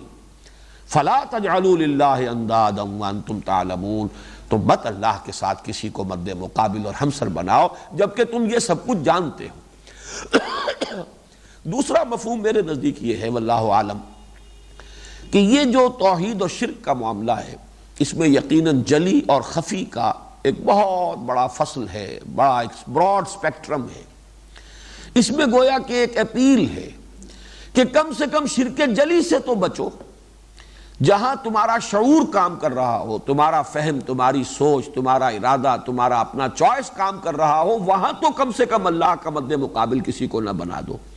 اس لیے کہ تحت الشعور میں بے شعوری کے ساتھ بے سمجھے بوجھے بھی بسا اوقات انسان اللہ کا مد مقابل بنا بیٹھتا ہے، جس کو کہ ہم کہتے ہیں ریاکاری. اور اس ریاکاری کے بارے میں حدیث میں آتا ہے کہ حضور نے فرمایا کہ یہ جو شرک خفی ہے کہ ایک شخص نماز پڑھ رہا ہے اور جب اسے محسوس ہوا کہ کوئی اسے دیکھ رہا ہے، someone is watching him، تو اس نے سجدہ لمبا کر دیا. اب یہ ظاہر بات ہے کہ یہ کوئی اس کا شعوری فیصلہ نہیں ہے، یہ ایسے ہی تحت شعور کے اندر کوئی بات ہو گئی اور اس سے کوئی اس نے یہ سوچ سمجھ کے نہیں کہ اس شخص کو میں دکھانا چاہتا ہوں اور اس شخص پر اپنے کوئی زہد کا اور تقویٰ کا اور دینداری کا رعب گانٹھنا چاہتا ہوں، یہ کوئی سوچا سمجھا فیصلہ نہیں ہے، ہو گیا۔ لیکن یہ کہ یہ بھی شرک ہے، یہ شرک خفی ہے، اس لیے کہ اس ایک سجدے کے دو مسجود ہو گئے، ایک تو اللہ ہے ہی جس کے لیے سجدہ کر رہے تھے، لیکن جو بھی تم نے اگر 1 سیکنڈ کا بھی اضافہ کیا اس میں تو گویا کہ اس کا مسجود معنوی وہ دوسرا شخص ہے جسے تم دکھا رہے ہو۔ اور اس شرک کے بارے میں حضور نے فرمایا ہے کہ شرک خفی کو پہچاننا اتنا مشکل ہے جتنا کسی نہایت تاریک شب میں کسی سیاہ پتھر پر سیاہ چیونٹی کو چلتے ہوئے دیکھنا مشکل ہے، اتنا ہی شرک خفی کی پہچان اور اس کی معرفت مشکل ہے۔ یعنی یہ تمثیل کا وہ میں سمجھتا ہوں کہ حد ہے، جیسی کہ سورہ نور میں تمثیل آئی ہے، فی بحر لجی یغشاہ موج من فوقہ موج من فوقہ سحاب، تو جیسے ڈائمنشنز اس میں ایڈ کی گئی ہیں تاریکی کی ایک پر دوسری ڈائمنشن، ایسے ہی حضور نے یہاں اضافہ کیا ہے کہ رات نہایت تاریک، پتھر سیاہ چیونٹی رینگ رہی ہے، جیسے اس کا دیکھنا مشکل ہے، ویسے ہی شرک خفی جو ہے اس کا ادراک اور اس کا شعور مشکل ہے۔ تو ایک مفہوم یہ بھی ہو سکتا ہے وَأَنْتُمْ تَعْلَمُونَ، جانتے بوجھتے تو کم سے کم اللہ کے ساتھ کسی کو شریک نہ بناؤ۔ اور یہ نوٹ کر لیجئے کہ اس دور کا جتنا شرک ہے وہ سارا شعوری شرک ہے، انسٹیٹیوشنلائزڈ شرک ہے۔ اب غیر اللہ کی حاکمیت سب سے بڑا شرک ہے، ساورنٹی، ہیومن ساورنٹی، وہ فرد واحد کی ہو، وہ قوم کی ہو، وہ عوام کی ہو، وہ ساری یہ شرک ہے۔ اور یہ تو ایک فلسفہ ہے، یہ نظام ہے، یہ تو انسٹیٹیوشن ہے، اس میں کسی غیر شعور کا کوئی سوال نہیں۔ اسی طریقے سے مادہ پرستی اور دنیا پرستی، یہ چیزیں جو ہیں، وطن پرستی، باقاعدہ الفاظ استعمال ہوتے ہیں، یہ ساری چیزیں جو ہیں یہ تو نظریاتی ہیں، یہ انسان کے ہوش اور شعور اور فلسفے اور فکر سے متعلق چیزیں ہیں۔ تو فَلَا تَجْعَلُوا لِلَّهِ أَنْدَادًا وَأَنْتُمْ تَعْلَمُونَ، جانتے بوجھتے کم سے کم شعوری طور پر تو کسی بھی ہستی کو، کسی انسٹیٹیوشن کو، کسی ادارے کو، کسی شے کو اللہ کے ساتھ مد مقابل اور اس کا برابر کا نہ بنا دو۔ ان دو آیات میں توحید کا مضمون مکمل ہو گیا، پہلی میں توحید عملی، دوسرے میں توحید نظری یا توحید عقیدہ۔ وَإِن كُنتُمْ فِي رَيْبٍ مِّمَّا نَزَّلْنَا عَلَىٰ عَبْدِنَا فَأْتُوا بِسُورَةٍ مِّن مِّثْلِهِ وَادْعُوا شُهَدَاءَكُم مِّن دُونِ اللَّهِ إِن كُنتُمْ صَادِقِينَ۔ اور اگر تم ہو شک میں اس چیز کے بارے میں جو ہم نے نازل فرمائی اپنے بندے پر، یا نوٹ کر لیجئے نزلنا ہے، انزلنا نہیں ہے، یعنی رفتہ رفتہ جستہ جستہ تھوڑا تھوڑا کر کے قرآن نازل ہوا ہے۔ حضور پر قرآن مجید کی کا نزول جو ہے وہ بصورت تنزیل ہے، اسی سے یہ ورب بنا ہے نزلنا۔ وَإِن كُنتُمْ فِي رَيْبٍ، اس میں ذرا نوٹ کیجئے گا کہ بڑا ایک جس کو کہتے ہیں کہ سرچنگ انداز ہے یہ، کہ واقعتاً اگر تم کسی شک میں ہو، اصل بات کیا تم شک میں نہیں ہو، یہ تمہاری ڈھٹائی ہے، یہ تمہارا ضد اور تعصب ہے، حقیقتاً تم میں شک نہیں ہے، تم پہچان چکے ہو کہ یہ اللہ کا کلام ہے۔ لیکن ان کنتم فی ریب، برسبیل یوں کہیے کہ ایک اتمام حجت کے طور پر، اگر واقعتاً تمہیں کوئی شک ہے اس چیز کے بارے میں جو ہم نے نازل فرمائی اپنے بندے پر، فَأْتُوا بِسُورَةٍ مِّن مِّثْلِهِ، تو لے آؤ ایک ہی صورت اس کے مثل کی سی، اس جیسی، فصاحت میں، بلاغت میں، عذوبت میں، مٹھاس میں، اس میں صوتی آہنگ میں، ہر اعتبار سے جو بھی تمہارے معیارات ہیں انہی کے مطابق اگر تم دعویٰ کر سکو کہ یہ ہم ایک پیس آف جو ہے کلام کا ایک ہم ٹکڑا موضوع کر لائے ہیں جس کے بارے میں کہ ہمارا یہ دعویٰ ہے کہ یہ قرآن جیسا، لے آؤ۔ وَادْعُوا شُهَدَاءَكُم مِّن دُونِ اللَّهِ إِن كُنتُمْ صَادِقِينَ، اور پکار لو اپنے تمام حمایتیوں کو اللہ کے سوا۔ یہ نوٹ کر لیجئے، اللہ کے سوا، اس لیے کہ مشرک تھے، وہ اللہ کے منکر نہیں تھے، وہ اللہ کو بھی پکارتے تھے، اللہم اللہم، یہ تو ان کی دعائیں ہیں۔ اللہ کو چھوڑ دو، باقی جس کو پکارنا ہے پکار لو، تم جنات کو پکار لو، اپنی دیویوں کو پکار لو، اپنے معبودوں کو پکار لو، اپنے خطیبوں کو جمع کر لو، اپنے شعراء کو جمع کر لو، جس کو چاہو۔ شہداء کے لفظ کو بھی یہاں سمجھ لیجئے، شہدہ یا شہدو اصل میں تو آتا ہے موجودگی کے لیے، جو شاہد وہ ہے جو موجود ہے، لیکن یہیں سے اس میں جو دو مفہوم اضافی پیدا ہوئے کہ جو گواہی ہے وہ بھی اصل اسی کی ہوتی ہے کہ جو کسی وقوع پر موجود ہو، اس لیے یہیں سے گواہی کا تصور پیدا ہو، جو موجود تھا وہی گواہی دینے کا اہل ہے جو کہ چشمدید جو ہے گواہ ہے، اس نے دیکھا ہے کہ واقعہ کیسے ہوا۔ اور اسی طریقے سے مددگار بھی وہی ہو سکتا ہے جو موجود ہو۔ آپ کا کوئی بڑا حمایتی ہے لیکن وہاں وقوعے کے وقت موجود نہیں ہے تو اس کی مدد آپ کے لیے مفید نہیں ہوگی۔ تو شہید کے یہ دونوں ترجمے، گواہ اور مددگار، یہ ثانوی ترجمے ہیں، اصل ہے موجود، اور جو بھی حمایتی ہے وہ در حقیقت ایک نتیجے کے طور پر ہے کہ موجود ہوگا تو حمایت کر سکے گا، مدد کر سکے گا۔ وَادْعُوا شُهَدَاءَكُم مِّن دُونِ اللَّهِ إِن كُنتُمْ صَادِقِينَ، اور پکار لو اللہ کے سوا اپنے تمام حمایتیوں کو، مددگاروں کو، اگر تم سچے ہو۔ میں پھر یہاں زور دے کر کہہ رہا ہوں اگر تم سچے ہو، یعنی میرے نزدیک اس کا مفہوم یہ کہ تم شک کرنے میں بھی سچے نہیں ہو، یہ بھی تمہارا تصنع ہے، یہ بھی تمہاری ہٹ دھرمی ہے، حقیقتاً تمہیں شک نہیں ہے، تم یہ صرف ایک ڈھال کے طور پر استعمال کر رہے ہو۔ ان کنتم صادقین، اگر سچے ہو، باقی اس کا یہ مفہوم بھی ہو جائے گا کہ یہ دودھ کا دودھ پانی کا پانی جدا ہو جائے گا۔ اگر تمہارا یہ خیال ہے کہ یہ کلام محمد نے خود موضوع کر لیا ہے صلی اللہ علیہ وسلم، خود گھڑ لیا ہے، خود بنا لیا ہے، تو ٹھیک ہے، پھر تو مقابلہ ہو سکتا ہے۔ بڑے بڑے تمہارے ہاں فصحاء اور بلغاء اور ادباء اور شعراء اور خطباء موجود ہیں، تو تم ایک مقابلہ کر لو۔ یہ میں تعارف قرآن کے ضمن میں عرض کر چکا ہوں کہ یہ چیلنج مکی قرآن میں 4 مرتبہ پہلے آ چکا ہے۔ 2 مرتبہ پورے کلام پاک کی نظیر کے لیے ان سے مطالبہ کیا گیا۔ سورۃ الطور میں آیات 33 اور 34، ام یقولون تقولہ بل لا یؤمنون، کیا یہ کہہ رہے ہیں کہ یہ محمد نے خود کہہ لیا ہے صلی اللہ علیہ وسلم، تقول، تکلف کر کے یہ کلام موضوع کر لیا ہے، بل لا یؤمنون، حقیقت یہ نہیں ہے، وہ ایمان نہیں لانا چاہتے، فلیاتوا بحدیث مثلہ ان کانوا صادقین، تو اگر یہ سچے ہیں تو پھر اس جیسا کلام وہ بھی پیش کریں۔ یہ تو گویا کہ سامنے کی بات ہے، مقابلہ کر لو۔ اسی طرح فرمایا سورہ بنی اسرائیل کی آیت نمبر 88 میں، قُلْ لَئِنِ اجْتَمَعَتِ الْإِنسُ وَالْجِنُّ عَلَىٰ أَن يَأْتُوا بِمِثْلِ هَٰذَا الْقُرْآنِ لَا يَأْتُونَ بِمِثْلِهِ وَلَوْ كَانَ بَعْضُهُمْ لِبَعْضٍ ظَهِيرًا، اے نبی کہہ دیجئے کہ اگر تمام انسان اور تمام جن جمع ہو کر بھی زور لگا لیں تو اس قرآن جیسا کلام وہ پیش نہیں کر سکیں گے، چاہے وہ سب کے سب ایک دوسرے کے مددگار بن جائیں۔ تو یہ تو گویا کہ بحیثیت مجموعی قرآن کی نظیر کو پیش کرنے سے ان کے عاجز ہونے کا معاملہ ہے، اور یہ گویا کہ تحدی اور چیلنج قرآن کی 2 مرتبہ آئی۔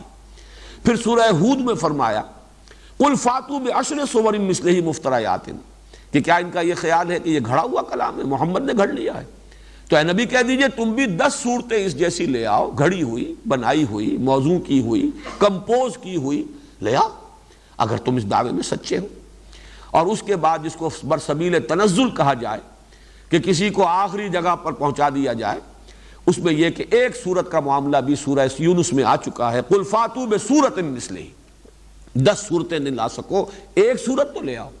اور اس میں نوٹ کیجئے کہ ایک سورت جو ہے وہ تو ظاہر بات ہے کہ سورۃ العصر بھی ہے، 3 آیتیں ہیں کل، سورۃ الکوثر بھی ہے کل 3 آیتیں ہیں، سورۃ النصر بھی ہے کل 3 آیتیں ہیں، سورہ اخلاص بھی ہے کل 4 آیتیں ہیں۔ تو اس درجے میں بھی یہ واقعہ ہے بہت بڑا، اور یہ اعجاز قرآنی کا بہت بڑا ثبوت ہے کہ بدترین دشمنوں نے بھی اس وقت یہ جرأت نہیں کی، بلکہ اس اعتبار سے میں کچھ ایک درجے میں ان کی تعریف اور تحسین کرتا ہوں کہ اس درجے ڈھٹائی ان میں نہیں تھی، یعنی انہیں بھی اندازہ تھا کہ ہمارے لوگ بھی پہچان لیں گے یہ کیا کہہ رہا ہے۔ عام لوگوں میں اتنا شعور تھا کہ انہیں یہ جرأت نہیں ہوئی، جھوٹ موٹ کو بھی کوئی وہ اپنا کوئی منظوم کلام لے کر یا کوئی کمپوز کلام لا کر دعویٰ ہی کر دیتا کوئی شخص کہ میں دعوے دار ہوں کہ یہ قرآن جیسا ہے، قرآن کے ہم پلہ ہے، قرآن کے مثل ہے، لیکن اس کی بھی کوئی نظیر موجود نہیں۔ تو معلوم ہوا کہ اس درجے ڈھٹائی ان میں نہیں تھی، یا یہ کہ معاشرے کے اندر ایک عام شعور اتنا تھا کہ کسی کو جرأت نہیں ہوئی کہ وہ قرآن کے مقابلے میں اپنا کوئی کلام پیش کرنے کی کوئی ہمت کر سکے، جسارت کر سکے۔ بہرحال واقعہ یہی ہے کہ قرآن کے اس چیلنج کو کسی نے قبول نہیں کیا۔ تو فرمایا وَإِن كُنتُم فِي رَيْبٍ مِّمَّا نَزَّلْنَا عَلَىٰ عَبْدِنَا فَأْتُوا بِسُورَةٍ مِّن مِّثْلِهِ وَادْعُوا شُهَدَاءَكُم مِّن دُونِ اللَّهِ إِن كُنتُم صَادِقِينَ۔ جیسا کہ میں نے عرض کیا، اس آیت کا جو بٹوین دی لائنز ہے یا بٹوین دی ورڈز جو بات ہے وہ یہ ہے کہ تمہیں حقیقتاً یقین ہے کہ یہ اللہ کا کلام ہے، یہ انسانی کلام نہیں، یہ صرف تم ڈھٹائی میں یہ بات کہہ رہے ہو، تو بہرحال اس کا ثبوت یہ دے سکتے ہو، اور یہی فیصلہ کن بات ہو سکتی ہے کہ اس کی مثل لے آؤ۔ ایک آیت اور پڑھ لیجئے، فَإِن لَمْ تَفْعَلُوا وَلَن تَفْعَلُوا، یہ انتہائی زور ہے یہاں۔ پھر اگر تم نہ کر پاؤ اور ہرگز نہیں کر پاؤ گے، یہ ہے اصل میں وہ ادعا۔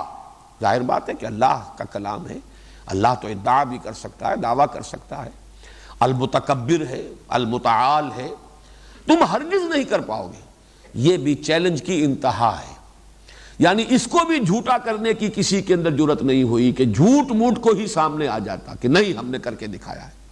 چاہے فرض کیجئے فیصلہ ہو ہی جائے بعد میں کہ نہیں تمہارا یہ کلام جو ہے ہم پلہ نہیں ہے، برابر نہیں ہے، اس کی مثل یا نظیر نہیں بن سکتا، لیکن ایک دفعہ تو کوئی جھوٹ موٹ میں دعوے دار بن کر سامنے آ جائے۔ لیکن قرآن کا انداز یہ ہے فَإِن لَمْ تَفْعَلُوا وَلَن تَفْعَلُوا، پھر اگر تم نہ کر پاؤ اور ہرگز نہیں کر پاؤ گے، فَاتَّقُوا النَّارَ الَّتِي وَقُودُهَا النَّاسُ وَالْحِجَارَةُ، تو ڈرو اس آگ سے جس کا ایندھن بنیں گے انسان اور پتھر، اعدت للکافرین، جو تیار کی گئی ہے کافروں کے لیے۔